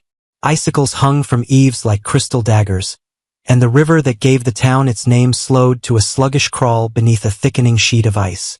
Inside Judith Winter's apartment, however, warmth prevailed. Not just the physical warmth from radiators working overtime, but something more essential, the warmth of safety slowly being recognized, of trust cautiously extended. "Is that enough blocks?" Judith asked, setting another wooden cube on the tottering tower that Oliver was constructing on the living room floor. The boy studied the structure with serious concentration. 2 weeks had passed since the night at the Pinewood Lodge, 2 weeks since he and Chloe had come to stay in Judith's modest 2-bedroom apartment. In that time, Oliver had maintained his careful vigilance over his sister, but Judith had begun to see glimpses of the child beneath the caretaker. One more, he decided, accepting the block she offered. Then it'll be as tall as the tower in the book. The book in question lay open beside him, a children's story about architects that Judith had picked up from the library. Oliver's fascination with buildings and structures had emerged gradually, a small window into his interests beyond caring for Chloe. From her play mat nearby, Chloe gurgled and kicked, reaching for the colorful mobile hanging above her. Her physical recovery had been swift once proper nutrition and medication were consistently administered. The pediatrician had pronounced her remarkably resilient, a quality Judith suspected ran in the Hayes family. When can we visit Mom again? Oliver asked, carefully placing the final block on his tower. Tomorrow afternoon, Judith reminded him. Remember? After school. He nodded, but his expression remained serious. Their first visit to see Diane at the psychiatric facility had been difficult, though the doctors had prepared them, explaining that Diane was heavily medicated and might not seem like herself. The reality of seeing his mother so subdued and disconnected had clearly shaken Oliver. He'd been quiet for hours afterward. And Dad? The question was asked with deliberate casualness, but Judith heard the underlying anxiety. Not yet, honey. He's still at the rehabilitation center in Burlington. Ray Hayes had survived his overdose but faced a long recovery. Not just from the physical effects, but from the alcohol dependency that had contributed to his breakdown. But we can call him tonight if you'd like. Oliver shrugged, his focus returning to the tower. Maybe. Judith respected his ambivalence. The boy's relationship with his father was complicated, threads of affection tangled with betrayal, longing with fear. The therapist Oliver saw twice weekly had stressed the importance of allowing him to process these feelings at his own pace. A soft chime from Judith's phone interrupted the moment. That must be Ms. Torres, she said, checking the message. She's coming up. Oliver's shoulders tensed slightly. Though Vanessa had been nothing but kind, her official role as their caseworker made her visits sources of anxiety. Each one carried the unspoken question. Would this arrangement continue, or would today bring news of another change? The knock at the door came moments later. Vanessa entered, bringing with her a blast of cold air and the brisk efficiency that characterized her professional demeanor. Good afternoon, she greeted them, unwinding her scarf. Quite the blizzard brewing out there. We were just building towers, Judith explained, clearing space at the small dining table. Can I get you some tea? Please. Vanessa settled at the table, opening her ever-present tablet.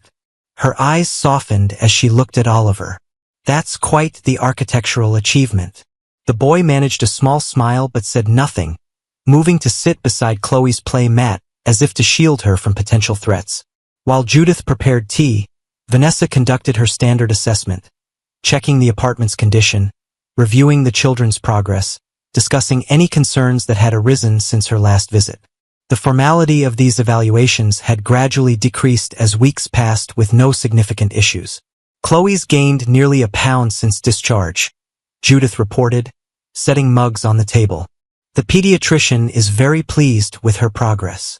And Oliver? How was the school meeting? Positive overall. His teachers say he's engaging more in class, though he's still reluctant during group activities. His academic performance remains impressive. Oliver listened to this discussion of his life with the careful attention of someone accustomed to adults making decisions about his fate. He'd positioned himself between the women and Chloe, one hand absently stroking his sister's foot, while his eyes tracked their conversation. I have some updates, Vanessa said, taking a sip of tea. First, the court has officially approved your temporary guardianship for another 60 days. Relief washed over Judith. Though she'd known the arrangement was likely to continue, the legal confirmation provided security they all needed. Second, Vanessa continued, Diane Hayes has been responding well to treatment. Her doctors report significant improvement with the new medication regimen. That's wonderful news. Judith glanced at Oliver, who had perked up noticeably. She's asked about transitioning to the outpatient program within the next month, with supervised visitation rights. Vanessa paused, choosing her next words carefully. Which brings me to the third update. Ray Hayes has completed detox and the initial phase of his rehabilitation program. He's requesting family therapy sessions with Oliver. Tension immediately returned to Oliver's small frame. Would I have to go there? To Vermont? No, Vanessa assured him. If approved, the sessions would be conducted virtually at first. And only when you feel ready. Oliver nodded, relief evident in his posture, though uncertainty remained in his eyes. Does he know about Chloe? That she's okay? Yes. Both your parents receive regular updates about your welfare. A moment of silence fell as Oliver processed this information. Then, with the directness of children, he asked the question that loomed largest. Are we going to have to go back to the apartment? Vanessa and Judith exchanged glances. It was the question that haunted every conversation about the Hayes family's future, what reunification would look like, and whether it was truly in the children's best interests. Not anytime soon, Vanessa answered honestly. Your parents still have significant progress to make before reunification would be considered. For now, this is your home. Oliver seemed to accept this answer, though Judith knew the uncertainty continued to weigh on him. Children in the system lived with a particular kind of instability. Even when physically safe, emotional security remained elusive as long as their permanent situation remained unresolved. Why don't you finish your tower while Ms. Torres and I talk a bit more? Judith suggested gently. With obvious reluctance, Oliver returned to his blocks, though he positioned himself to keep both women in his sightline. Vanessa lowered her voice. There's something else. The maternal grandmother passed away last week. The inheritance isn't substantial, but there's a life insurance policy that named Diane as beneficiary. It should provide some financial stability once she's released from treatment. That might make a significant difference, Judith observed. Financial strain had been a major contributor to the family's collapse. Potentially, but Ray's gambling debts remain an issue, and their housing situation is complicated. They're months behind on rent for the Riverdale apartment. The unspoken reality hung between them. Even with the best possible outcomes, the Hayes family faced a difficult path forward, and the children, caught in the middle, would continue to bear the emotional burden of that uncertainty. As if sensing the weight of the conversation, Chloe began to fuss. Oliver immediately abandoned his tower, reaching for his sister with practiced ease. She's probably hungry, he said, lifting her with a gentleness that still amazed Judith. It's almost time for her bottle. I can take her, Judith offered, rising from the table. For a moment, Oliver hesitated, the old instinct to maintain control warring with his gradually developing trust. Then, in a small but significant gesture, he handed Chloe to Judith. The formula's already measured in the fridge, he said, unable to completely relinquish his caretaking role. And she likes the blue bottle best. I remember, Judith assured him, cradling Chloe against her shoulder. The baby settled almost immediately, recognizing the security of these arms that had become familiar over the past weeks. Vanessa watched this exchange with professional assessment but also genuine warmth. You've established a good routine here, she observed. We're figuring it out day by day, Judith replied, heating Chloe's bottle with practiced efficiency while still holding her. It helps that Oliver is the most organized 8-year-old I've ever met.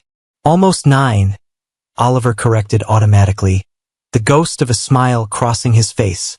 It was these small moments, the flickers of normal childhood assertiveness, the occasional smiles, the gradually decreasing vigilance, that gave Judith hope. Oliver was beginning, in tiny increments, to remember how to be a child. Later that evening, after Chloe had been bathed and settled in her crib, Judith found Oliver sitting on his bed, staring at his father's phone number written on a slip of paper. The boy had been unusually quiet since Vanessa's visit, clearly processing the news about his parents. You don't have to call if you don't want to, Judith said, sitting beside him. Oliver continued staring at the paper. I don't know what to say to him. You could just listen if that's easier. Or we could wait until another day. He shook his head. No. I want to know if he's really getting better. There was skepticism in his voice, the wariness of a child who had heard too many broken promises. Would you like me to dial for you? I can stay while you talk or give you privacy. After a moment's consideration, Oliver handed her the paper. Stay, please. Judith dialed the number and put the call on speaker. After 3 rings, Ray's voice came through, thinner than Judith remembered, hesitant. Hello, Dad? It's Oliver. Oliver. The genuine joy in Ray's voice was unmistakable. How are you, buddy? How's your sister? We're okay. Oliver's response was guarded, his body tense beside Judith. Chloe's getting bigger. She can almost sit up by herself now. That's great. Really great. Ray paused, and Judith could hear the effort it took him to maintain composure. I miss you both so much. Oliver said nothing, his small face a mask of conflicting emotions. I'm doing better, Ray continued into the silence. The program here, it's helping, teaching me how to handle things without, drinking. Are you coming back to Millhaven? Oliver asked, the question emerging from whatever tangle of hopes and fears he carried. Eventually, I have more work to do here first. Learning how to be a better dad. You were a good dad before, Oliver said suddenly, his voice catching. Before the factory closed. Remember when you taught me to fish? And we built that model rocket. The memory seemed to catch Ray off guard. Yeah, I remember. His voice thickened. I want to be that dad again, Oliver. I'm trying. I really am. Mom's getting better too, Oliver offered. We visited her yesterday. She actually smiled when she saw Chloe. That's good to hear. The relief in Ray's voice was palpable. Despite everything, Judith sensed he genuinely cared for his wife. Mr. Hayes, Judith interjected gently. Oliver and Chloe are doing well. Their pediatrician is pleased with their progress, and Oliver's school reports are excellent. Ms. Winters. Ray's tone was difficult to read, a mixture of gratitude and shame. Thank you for everything. For taking care of them when we couldn't. They're remarkable children, she replied simply. An awkward silence fell, broken finally by Ray. Oliver, I know I messed up. What I did at that motel. Trying to take you away like that. I wasn't thinking straight. I was scared and selfish, and I put you in danger. I'm so sorry. It was the first direct acknowledgement of that night, the first explicit apology. Oliver's shoulders trembled slightly under the weight of it. I thought you were going to die, he whispered. Like you wanted to. No, buddy. I wasn't thinking clearly, but I never wanted to leave you. Never. The pills, the drinking. It was all stupid, desperate stuff because I couldn't face how badly I'd failed you all. Ray's voice broke. But I'm facing it now. Every day. And I'm going to keep facing it until I can be the father you deserve. Oliver wiped hastily at his eyes. Promise. I promise. And this time I'm going to keep it. The conversation continued for a few more minutes. Awkward at times, emotional at others, but representing a crucial first step in rebuilding what had been broken. When they finally said goodbye, Oliver seemed both drained and somehow lighter. He sounded different, he observed, setting the phone aside. Less angry. Recovery changes people, Judith explained. He's learning healthier ways to handle his feelings. Oliver considered this. Do you think they'll really get better? Both of them? It was the question that haunted all their interactions, the hope and fear that shaped every discussion of the future. Judith chose honesty over false reassurance. Recovery isn't a straight line, Oliver. There will be good days and difficult ones. But yes, I believe they're both genuinely trying to get better. She paused, choosing her next words carefully. What they're going through doesn't erase what you experienced. Your feelings about that are valid no matter what happens next. He nodded, processing this with the serious consideration that characterized all his interactions with difficult truths. Then, with childlike directness, can we have hot chocolate? With the little marshmallows. The simple request, so normal, so age-appropriate, warmed Judith's heart. Absolutely.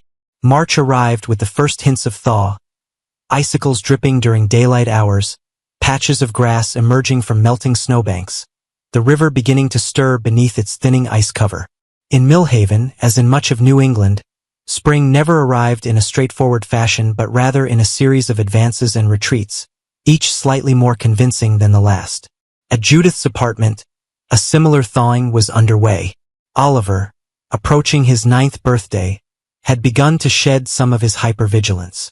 He still checked on Chloe multiple times each night, still maintained his careful lists and schedules, but he'd also started to engage in activities solely for himself, joining the science club at school, spending time with a classmate who lived in Judith's building, losing himself in books about architecture and engineering. Chloe, now 7 months old, had transformed from the sickly infant of that first hospital visit into a robust baby with chubby cheeks and an infectious laugh. She rolled over with determination, experimenting with sounds that edged closer to words each day.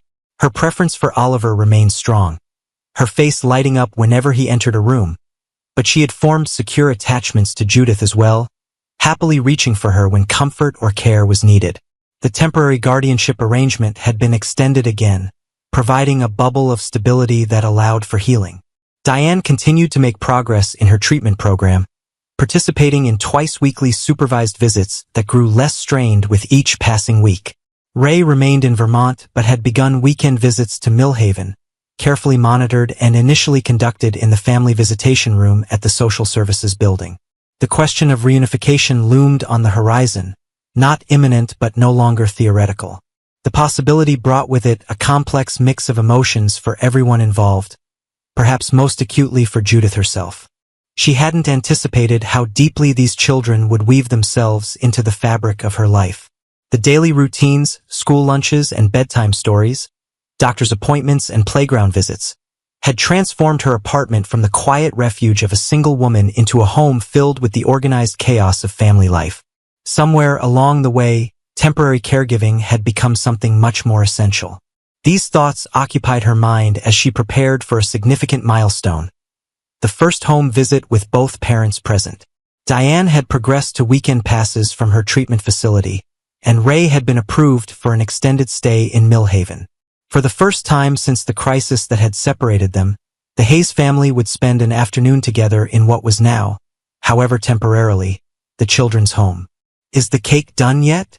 Oliver asked, entering the kitchen where Judith was arranging sandwich ingredients. "Almost. 5 more minutes." She'd been teaching him to bake, a practical skill but also a creative outlet that he approached with characteristic seriousness. "I put out the good plates," he reported, "and I showed Chloe the picture of Mom and Dad so she remembers them." The comment revealed his lingering worry that his sister, whose memory at this age was still developing, might not recognize their parents after the weeks of separation. It was one of many concerns he carried about the imminent reunion.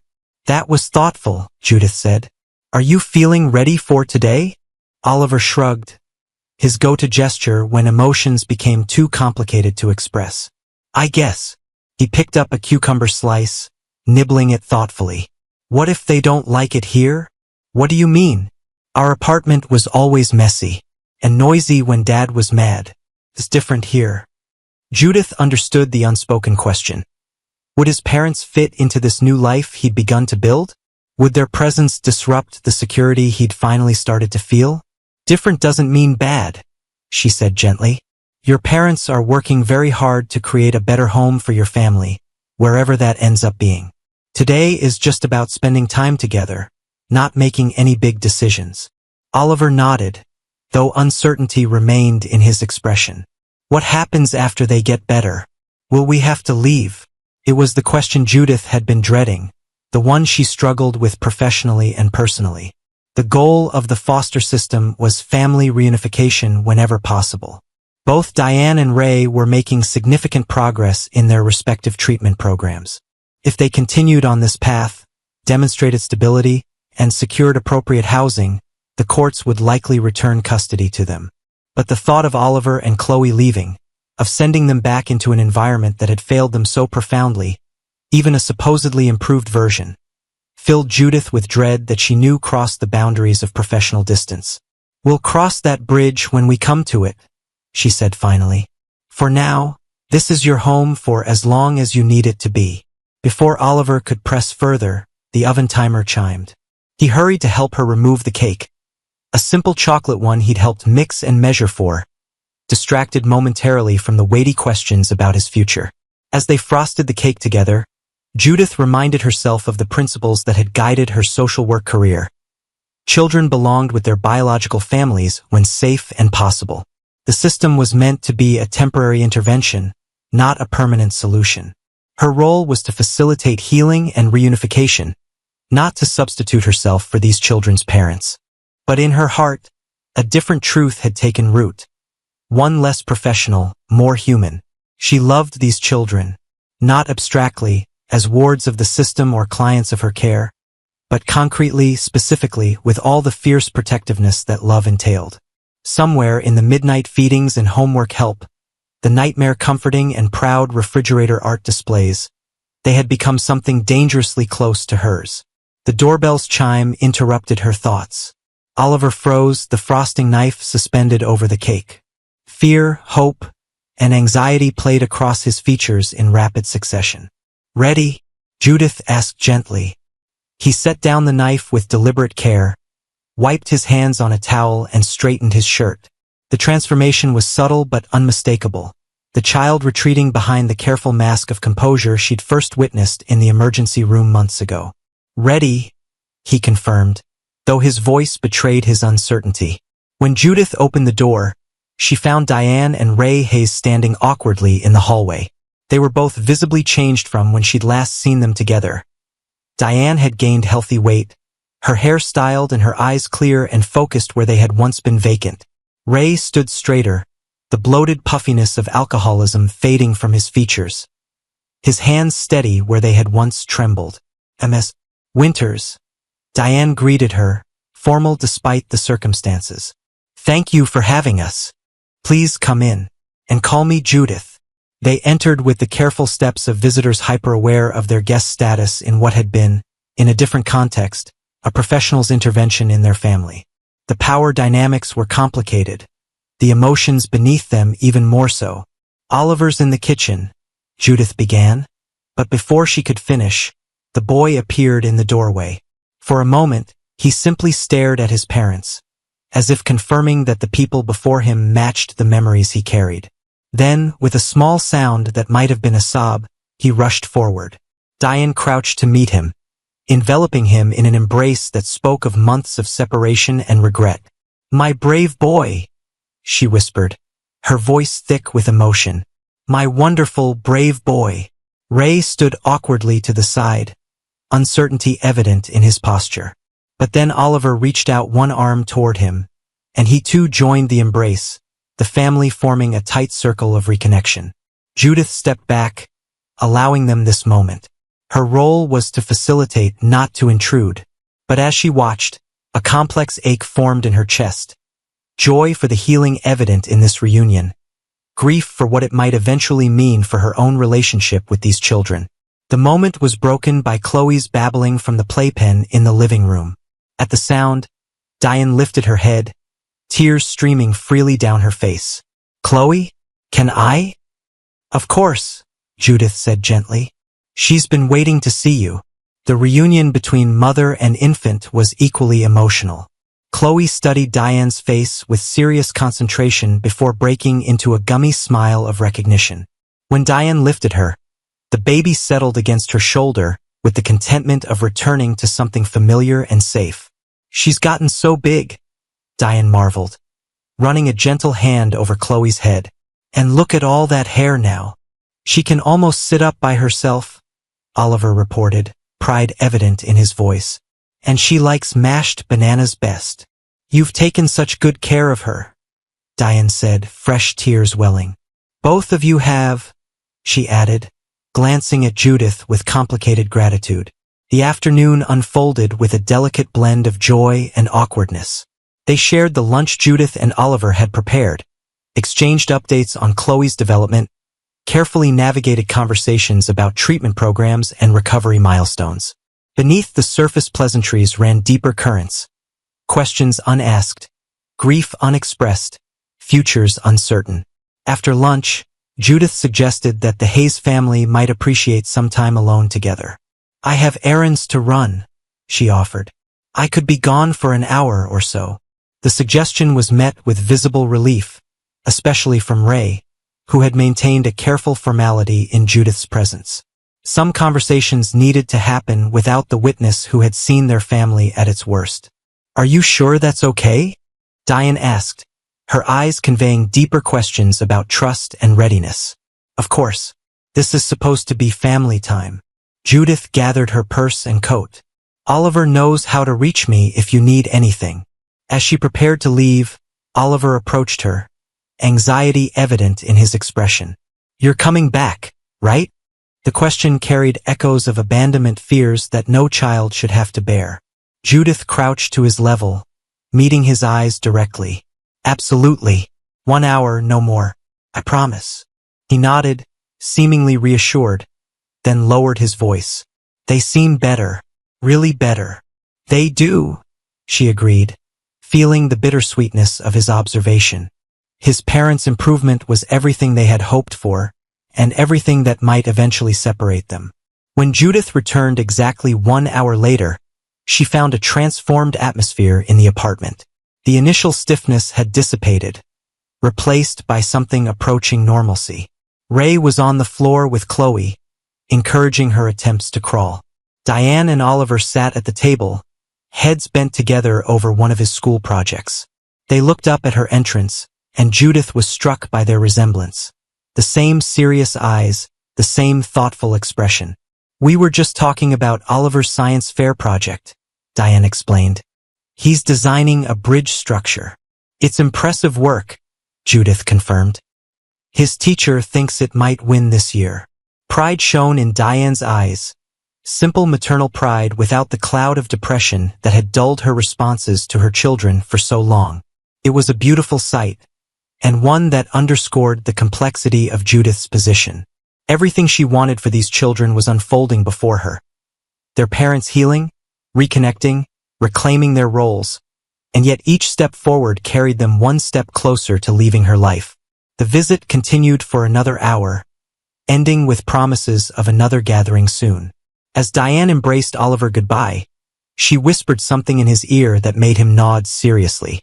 Ray awkwardly shook Judith's hand, managed to express gratitude without meeting her eyes directly, and then crouched to Oliver's level. "I'm proud of you, buddy," he said, his voice rough with emotion. "For taking care of your sister, for doing so well in school, for everything. You're the best kid a father could ask for." Oliver's face registered shock at the praise, then something close to wonder. "Really? Really?" Ray pulled him into a tight hug. "And I'm going to keep working hard so I can be the dad you deserve. I promise." After they left, Oliver was unusually quiet, processing the emotional weight of the afternoon. He helped clean up without being asked, his movements methodical as always, but his mind clearly elsewhere. "They seemed really different," he observed finally, as they loaded the dishwasher together. "Better." "Yes," Judith agreed. "Treatment is helping them both. Mom said." He paused, rearranging a fork with unnecessary precision. "Mom said they're looking for an apartment. A new one, not at Riverdale. She said maybe in a few months, if everything keeps going well, we might—" He trailed off, unable to complete the thought. "Move back with them?" Judith finished gently. Oliver nodded, his expression conflicted. "I want them to get better. I really do. But it's complicated," Judith supplied, understanding the confusion he couldn't articulate. "You can be happy they're recovering and still feel uncertain about changes in your life. Both things can be true at once." He considered this, then asked the question that clearly weighed heaviest on him. "If we go back to live with them, will we still see you?" The question pierced Judith's heart. In the ideal foster care scenario, her role would gradually diminish as the family healed. Practical realities and professional boundaries dictated a gentle separation once reunification occurred. But the thought of these children disappearing from her life felt like contemplating the loss of a limb. "I will always be here for you," she promised, choosing words with care. "The exact arrangements would depend on many factors, but I'm not going to vanish from your life, Oliver." He nodded, seemingly reassured, though a shadow of doubt remained in his eyes. "Chloe would miss you," he said, his characteristic deflection of his own emotions onto his sister. "I would miss her too. And you." This simple truth hung between them, the acknowledgement of bonds formed that transcended professional relationships. Whatever happened next, they would need to navigate uncharted emotional territory together. Later that night, after the children were asleep, Judith sat at her kitchen table with a cup of tea and a legal pad. On it, she had begun to outline contingency plans, proposals for a gradual transition if reunification proceeded, suggestions for continued involvement in a supportive capacity, options that might allow her to remain connected to the children she had come to love. The phone rang, interrupting her thoughts. It was Vanessa Torres. "Sorry to call so late," the social worker began, "but I wanted to update you on some developments before our meeting tomorrow." "Concerning the Hayes family?" "Yes. Ray has been offered a position at a construction firm in Millhaven, conditional on his completion of the rehabilitation program, of course. And Diane's psychiatrist is recommending a step down to outpatient treatment within the next month." These were positive developments, exactly what they'd been working toward. Yet Judith felt a knot form in her stomach. "That's wonderful news," she managed. "It is," Vanessa agreed. "But it accelerates our timeline. If they both maintain this progress and secure appropriate housing, we could be looking at family reunification by early summer. Summer just a few months away." The timeline felt simultaneously distant and far too soon. "The children will need a careful transition plan," Judith said, her professional training providing words when her personal feelings threatened to overwhelm her. "Especially Oliver. He's just beginning to feel secure here." "Agreed. That's why I wanted to discuss this with you before meeting with the Hayes. Your insight into the children's needs will be crucial in designing an appropriate transition." After ending the call, Judith returned to her legal pad, now with a more urgent purpose. If she had only a few months left with these children, she would ensure they were prepared in every possible way for the changes ahead, and perhaps in the process prepare herself as well. Outside her window, the frozen river was beginning to break up, sheets of ice cracking and shifting with the strengthening current beneath. It was a fitting metaphor for what was happening within her apartment. The solid ground of routine giving way to the movement of change, inevitable and necessary but disruptive nonetheless. In Oliver's room, a nightlight cast soft shadows across the sleeping boy's face. Judith stood in the doorway, watching his chest rise and fall with peaceful breaths. On the wall beside his bed hung a calendar where he meticulously marked off each day, a habit formed during his months of assuming adult responsibilities. Now it served a different purpose, tracking progress toward his parents' recovery, counting down to whatever came next. In the crib beside his bed, Chloe slept soundly, one small hand clutching the stuffed rabbit Judith had given her. The siblings had insisted on sharing a room despite the availability of separate spaces. Another testament to the bond forged through adversity. As Judith watched them, a resolution formed within her. Whatever came next, whether reunification proceeded as planned or encountered unexpected obstacles, she would ensure these children never again felt abandoned or unsupported. The exact nature of her role might change, but her commitment to their well-being would not. In a system often characterized by impersonal processes and institutional limitations, she would be the exception. The adult who remained constant while others came and went, who kept promises others broke, who created continuity where there had been only disruption. It wasn't the outcome she had been trained to facilitate as a social worker. It wasn't the clean separation that foster care protocols recommended. But it was the only option her heart would accept. As spring continued its halting advance outside, Judith returned to her legal pad, planning not for an ending but for a transformation. From temporary guardian to something as yet undefined but no less essential in the lives of two children who had taught her more about family than 25 years of professional experience ever could. The path ahead was uncertain, complicated by legal parameters and professional boundaries. But one thing was clear. These children had found a home with her, not just in the physical sense of shelter and provision, but in the deeper sense of unconditional belonging. Whatever form their relationship took moving forward, that essential truth would remain. Spring arrived fully in Millhaven by mid-April, the town transformed by new growth and warming temperatures. The river that had spent months locked beneath ice now flowed freely, its currents carrying away the last remnants of winter. Trees that had stood as bare skeletons against gray skies now burst with tender green buds. The transformation was gradual and then suddenly complete, as if the town had collectively exhaled after holding its breath through the long, difficult winter. Oliver's 9th birthday fell on one of those perfect spring days, the kind that promised summer while still maintaining the freshness of the new season. Judith had planned a small celebration at the community park, the first real birthday party Oliver had experienced in years. "Do you think he'll like the decorations?" Diane Hayes asked anxiously, smoothing the plastic tablecloth with restless hands. She'd been released to outpatient care 3 weeks earlier and was staying at a transitional housing facility near the hospital.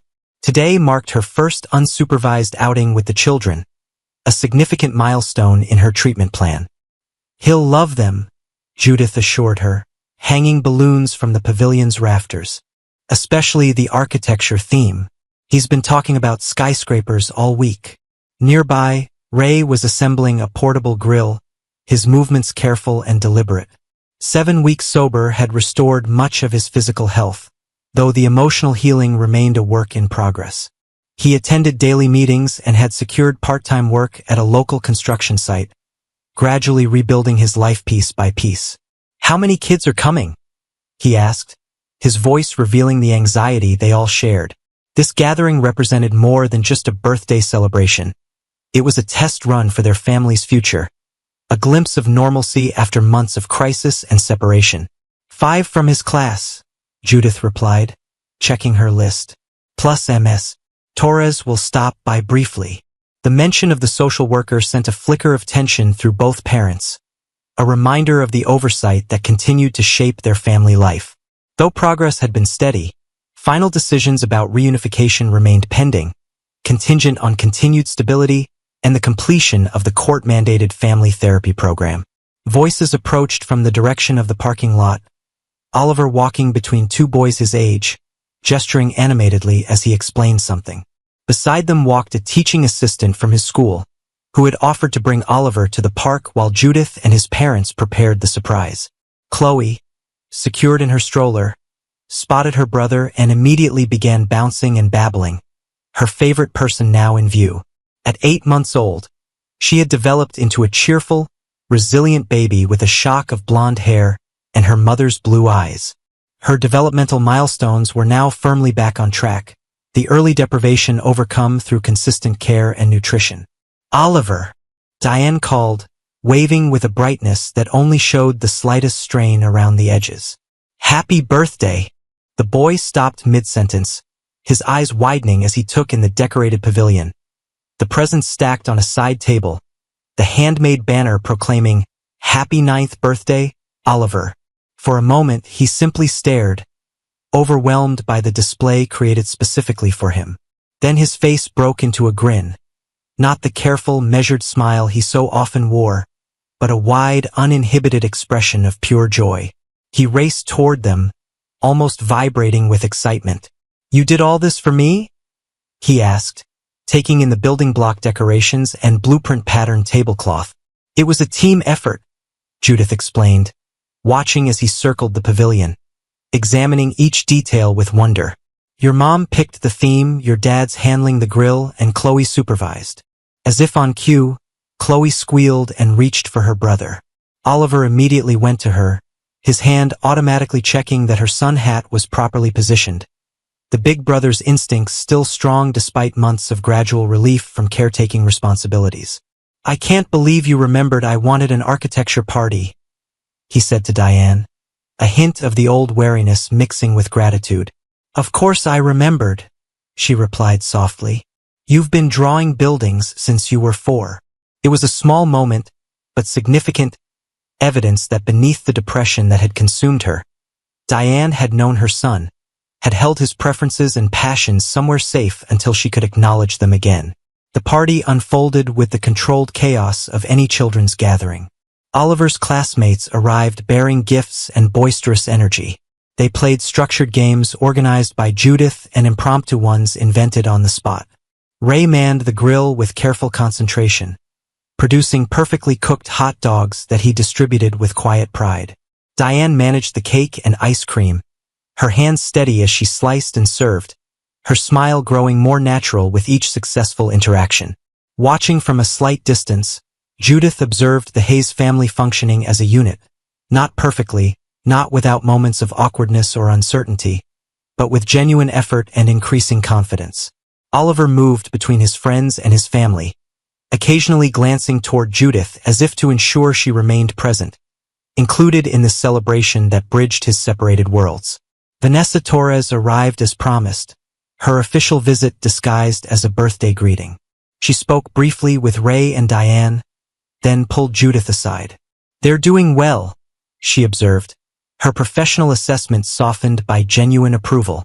"Better than I expected, honestly." "Yes," Judith agreed. "The consistency in therapy is making a real difference.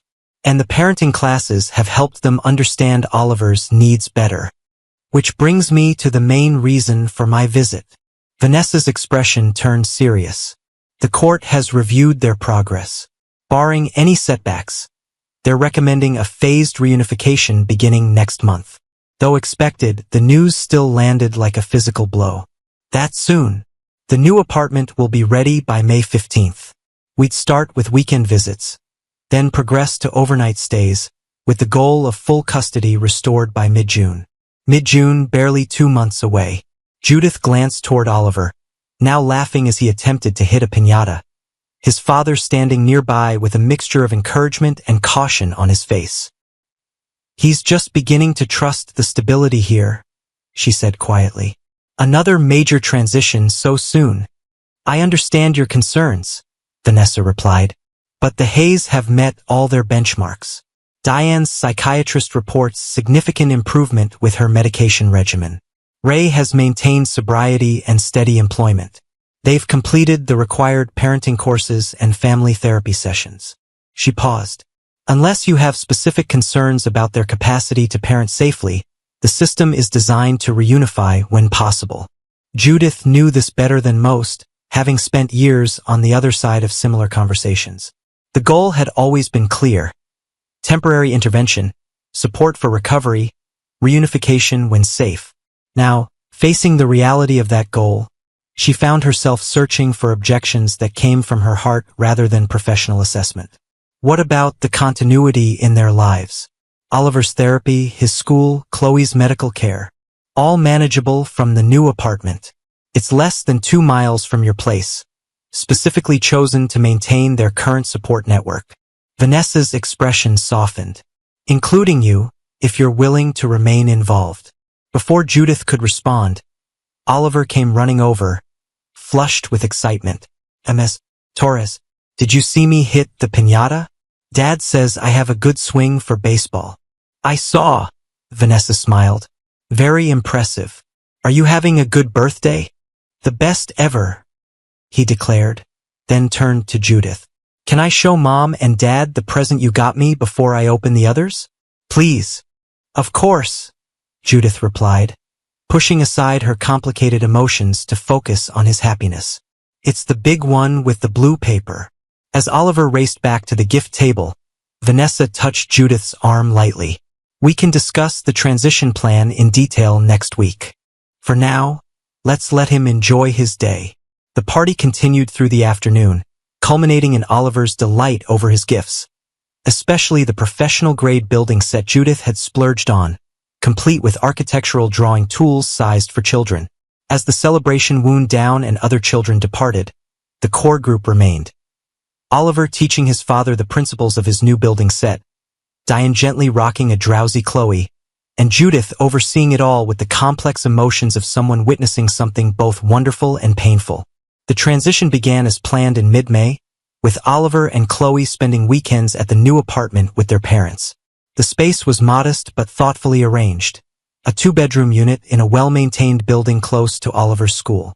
Through a combination of social service support, Ray's increasing work hours, and the small inheritance from Diane's mother, they had furnished it simply but adequately. Ray had painted Oliver's room the exact shade of blue he preferred and installed bookshelves for his growing collection of architecture books. Diane had decorated Chloe's corner with colorful mobiles and soft blankets. Every detail spoke of their commitment to creating a home that acknowledged their children's needs and preferences. Still, the first weekend visit had been challenging.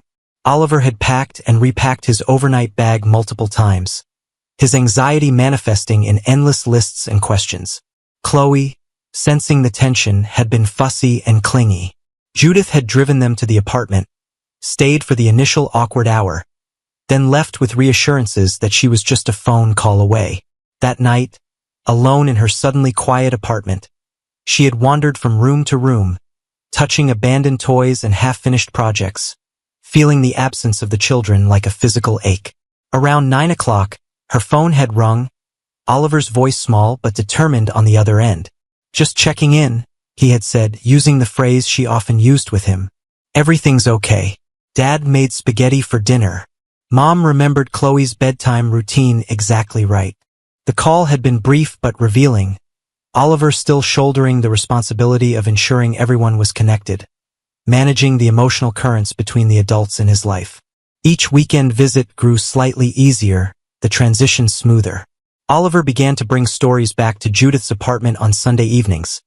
Tales of his father teaching him to use simple carpentry tools, his mother helping with a school project, both parents attending his science fair where his bridge design won second place. Small normalcies that were, in their context, extraordinary achievements. Through it all, Judith maintained her role as steady supporter, pushing down her own complicated feelings to focus on the children's needs. She attended family therapy sessions when invited, consulted with teachers and doctors about the transition, and gradually adjusted the contents of her apartment as more toys and clothes migrated permanently to the Hayes' new home.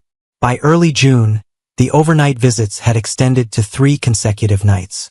The court date for final custody determination loomed just 2 weeks away. All signs pointed toward a complete reunification, the outcome everyone had been working toward for months. Everyone except, perhaps, the small voice in Judith's heart that rebelled against the impending separation. "You've become too attached," she chided herself one evening, sorting through photos she'd taken over the past months. Oliver learning to ice skate, Chloe taking her first tentative steps, holiday celebrations and ordinary moments preserved digitally. This was always temporary. The truth was more complicated, of course. Her attachment wasn't simply personal. It was rooted in genuine concern about the fragility of the Hayes recovery. Both parents continued to make progress, but their stability remained relatively new. What would happen when the oversight of social services diminished? When the daily accountability of supervised visitation ended? When the stresses of full-time parenting tested their coping mechanisms? These questions circled in Judith's mind as she drove to the Hayes apartment for dinner, an invitation that had become a weekly tradition during the transition period. As she parked, she noticed Oliver waiting at the window, his face lighting up when he spotted her car. Some things, at least, remained constant. Inside, the apartment hummed with domestic activity. Diane was setting the table while Ray and Oliver worked together on the final assembly of a complex Lego structure. Chloe crawled rapidly across the living room, making a beeline for Judith with delighted recognition.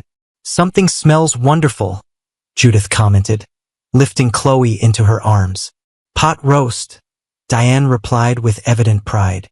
"My mother's recipe. I found her old recipe box while clearing out her house last weekend." The mention of this ordinary achievement, cooking a family meal from memory, represented months of recovery work. From the woman who had been unable to leave her bed, who had forgotten to feed her infant, this domestic scene represented a transformation that deserved acknowledgement. "That's wonderful," Judith said sincerely. "I'd love the recipe if you're willing to share." Dinner unfolded with the comfortable rhythm they'd established over recent weeks. Oliver dominated the conversation with stories from school and detailed explanations of his latest building projects. Ray discussed his promotion to full-time work at the construction company. Diane shared news from her therapy group and her volunteer position at the community center, a stepping stone toward eventually returning to work. Beneath the normalcy, however, Judith sensed an undercurrent of tension, particularly from Oliver. He spoke a bit too quickly, laughed a bit too loudly, his eyes darting between the adults with subtle vigilance. After dinner, while Diane and Ray cleaned up, Judith helped Oliver with his homework at the small desk in his room.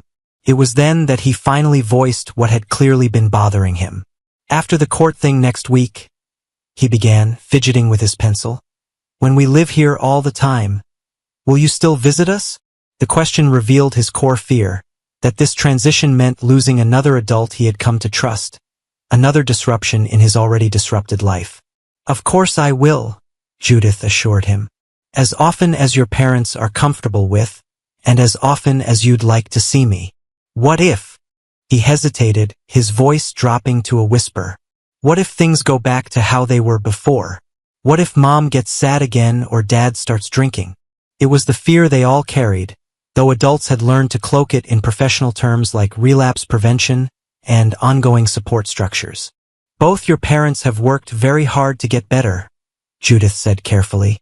"They have tools now that they didn't have before, and people who are helping them stay healthy." She met his eyes directly. "But if you ever feel worried or unsafe, for any reason, you can always call me. Always. That won't change, no matter where you live." He nodded, some of the tension leaving his shoulders. "I made something for you," he said, reaching into his desk drawer. He withdrew a carefully folded paper, hand-drawn and colored with markers. When unfolded, it revealed a detailed blueprint of Judith's apartment, with small figures representing Oliver, Chloe, and Judith drawn in different rooms. "So you don't forget how it was when we lived with you," he explained, his voice catching slightly. Judith felt her throat tighten with emotion. "I could never forget, Oliver. Not ever." Later, as she prepared to leave, Ray approached her somewhat awkwardly while Diane was putting Chloe to bed. "Vanessa mentioned you might be willing to continue as a support person after the custody change," he said, his discomfort with emotional conversations still evident despite months of therapy. "Some kind of formal arrangement where the kids could stay with you sometimes. Like a, what did she call it? Respite care provider," Judith supplied. "It's an arrangement where I'd remain a certified resource for your family, available for planned visits or emergencies if needed." Ray nodded, relief evident in his expression. "We'd like that. Both of us would." He paused, struggling with his next words. "Look, I know I haven't always been, it's hard for me to say this, but what you did for our kids when we couldn't, there's no way to thank someone for that. They're remarkable children," Judith said simply. "They deserved every bit of support they received. They talk about you all the time, you know. Oliver's always saying Ms. Winters does it this way or Ms. Winters taught me that. Even Chloe lights up when we mention your name." He shook his head slightly. "Used to make me jealous, truth be told. Reminded me of everything I'd messed up. But Dr. Brennan helped me see it differently, that they were lucky to have someone who cared that much when we weren't able to." The acknowledgement was significant coming from a man who had initially viewed Judith as an enemy, an intruder in his family. "All children deserve adults who care," she replied. "The more, the better." The court hearing for final custody determination arrived with the first truly hot day of summer. The courthouse's air conditioning labored against the heat, creating a background hum in the family court where the Hayes case was scheduled for review. Oliver sat between his parents on a wooden bench outside the courtroom, dressed in his most formal clothes, khaki pants and a button-down shirt that already showed the wrinkles of an active 9-year-old. Chloe, perched on Diane's lap, wore a flowered dress and played contentedly with a teething ring, oblivious to the significance of the day. Judith sat nearby with Vanessa, reviewing final documentation and waiting for their case to be called. The proceeding itself would be brief and largely formality at this point. All evaluations had been submitted, all reports finalized. The judge would review the family's progress, officially terminate the temporary guardianship, and restore full custody to Ray and Diane with minimal ongoing supervision. "Oliver seems nervous," Vanessa observed quietly. "Change is still difficult for him," Judith replied. "Even positive change. And for you." Vanessa's perceptiveness had always been her strongest professional quality. Judith managed a small smile. "Also difficult, but necessary." Before further conversation could unfold, the courtroom doors opened and the clerk called their case. The proceedings moved with the efficient pace of a system processing one family's story among dozens. Documentation reviewed, statements taken, recommendations confirmed.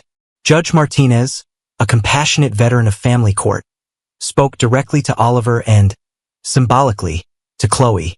"I've reviewed all the reports about your family," she explained gently. "Your parents have worked very hard these past months to create a safe and loving home for you both. Today, I'm going to officially say that you can live with them full-time again." Oliver nodded solemnly, his hand finding his father's as if seeking confirmation. "Do you have any questions for me?" the judge asked.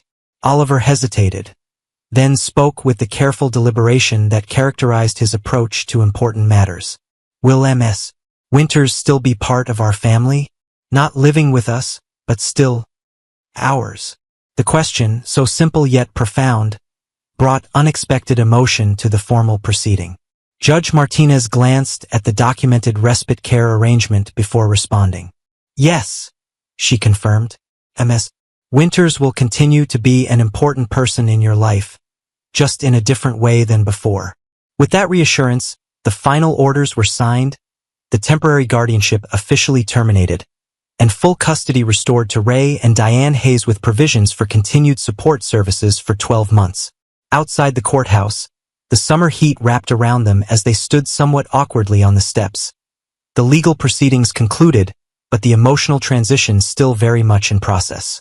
"We did it," Ray said, his voice thick with emotion rarely displayed. "We got our family back." Diane, tears streaming freely down her face, clutched Chloe close while reaching for Oliver with her free hand. "Thank you," she said to Judith, the simple phrase carrying the weight of everything that had transpired over the past 6 months. Judith nodded, not trusting her voice in that moment. The children who had arrived in her life during the darkest days of winter were now leaving in the bright light of summer, transformed by the same seasonal certainty that had turned dormant trees to vibrant green. Oliver approached her, his expression serious despite the celebratory atmosphere. "We're still coming for dinner on Sunday, right?"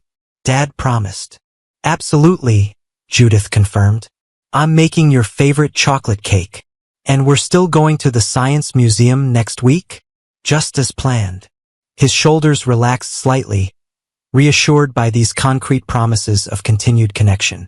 Then, with the directness that children bring to emotional moments, he wrapped his arms around her waist in a fierce hug. "I'm glad you found us," he whispered, "even though it was because of bad stuff happening." "Me too," Judith replied, returning his embrace and meeting Diane's eyes over his head. Two women connected by their love for the same child, one by birth and one by circumstance. The summer unfolded with its own rhythms and routines. The Hayes family settled into their new normal, Ray working full-time at the construction company, Diane continuing her outpatient treatment while caring for Chloe and volunteering 3 mornings a week. Oliver attended a day camp focused on engineering and design, returning home each evening full of stories and sketches. Judith adjusted to her own new normal. The initial silence of her apartment had gradually transformed from painful emptiness to peaceful solitude. She returned to hobbies long neglected, reconnected with friends, and even began dating again. Tentative steps toward a personal life that had been entirely subsumed by her commitment to the Hayes children. The respite care arrangement provided structure for ongoing connection. Oliver and Chloe stayed with her 1 weekend each month, allowing their parents time for their own relationship and recovery work.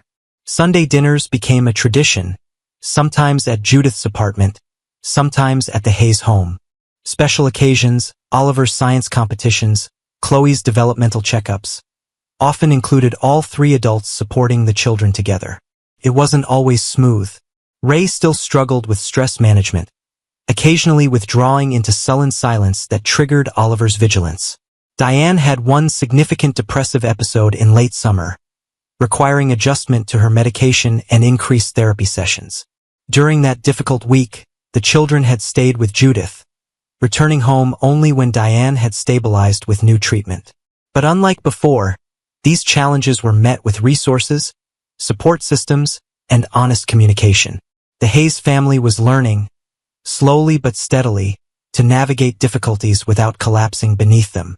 On a perfect September afternoon, Judith sat on a bench at Riverfront Park, watching Oliver teach Chloe to feed the ducks that paddled along the shore. At 15 months, Chloe had developed into a sturdy toddler with her mother's blue eyes and her father's determined chin. She followed her brother everywhere, her first clear word having been an approximation of his name. "Ollie, bread," she demanded, holding out her small hand for another piece of the stale baguette they'd brought for the ducks. "Be patient," he instructed, breaking off a tiny piece with exaggerated care. "Like this, see? Gentle throws so they don't get scared." Judith smiled at his serious instruction, so typical of the boy who approached everything with careful consideration. Though he had gradually released much of his caretaking role as his parents stabilized, the bond between siblings remained extraordinary, the connection forged during those difficult months apparently unbreakable. "Sorry we're late," Diane called, approaching from the parking area with Ray beside her. "Therapy ran long today." "No problem," Judith assured her, making room on the bench. "We've been enjoying the perfect weather." As the adults settled into comfortable conversation, Judith observed the subtle changes in both parents. Diane's face had filled out, her movements more energetic, her laugh more frequent. Ray carried himself differently, the defensive hunch of his shoulders replaced by a more open posture. His interactions with Oliver marked by attentive listening rather than distracted dismissal. They weren't perfect. They would never be perfect. But they were present and trying, learning through therapy and experience to be the parents their children needed. Oliver's teacher sent home a note about the gifted program, Diane mentioned. She thinks his spatial reasoning skills are exceptional. He's been talking about becoming an architect since he was 5, Ray added with evident pride. Getting involved in real designing now. You should see the treehouse plans he's drawn up. Their conversation continued, flowing easily from school updates to Chloe's latest developmental milestones to practical matters of daily life. They had developed a co-parenting relationship unlike any Judith had witnessed in her years of social work. Not the traditional definition involving separated parents, but something equally intentional and perhaps more complex. As afternoon drifted toward evening, they gathered their things and prepared to part ways. The Hayes family heading home for dinner, Judith to her book club meeting. Oliver approached her as the others packed up the remains of their duck-feeding expedition. "I've been thinking," he began, in the thoughtful tone that usually preceded something significant, "about everything that happened. The bad stuff, but also the good stuff after." "What conclusions have you reached?" Judith asked, matching his seriousness with her own. "I think sometimes families need help to be families," he said slowly, working out his thoughts as he spoke. "Like, it's not just people who are related. It's people who help each other and stay even when things are hard." He glanced toward his parents, then back to Judith. "Like you did." The insight, profound from a child not yet 10, settled over Judith like a benediction. In her professional life, she had always understood family as something to be preserved, protected, and when necessary, reunified. Her work with the Hayes family had expanded that understanding, revealing family as something that could grow beyond biology and court orders, encompassing chosen connections as well as inherited ones. "I think you're exactly right," she told him, her heart full. "That's exactly what family is." Oliver nodded, satisfied with her confirmation of his theory. "Good," he said decisively, "because you're definitely part of ours now." With that simple declaration, he ran to join his parents and sister, turning once to wave before taking Chloe's hand to help her navigate the uneven path. Judith watched them go. The family that had entered her life through crisis and remained through choice. Their bonds remade but not broken by all they had endured. The river flowed beside them. The same river that had been frozen when Oliver first walked through those hospital doors carrying his infant sister. Now it reflected the golden light of late afternoon, moving steadily forward while reflecting back the beauty around it. Judith remained on the bench a moment longer, watching until the Hayes family reached their car. There had been a time when she'd feared this outcome, when reunification had seemed like an ending rather than a continuation. Now she understood it differently.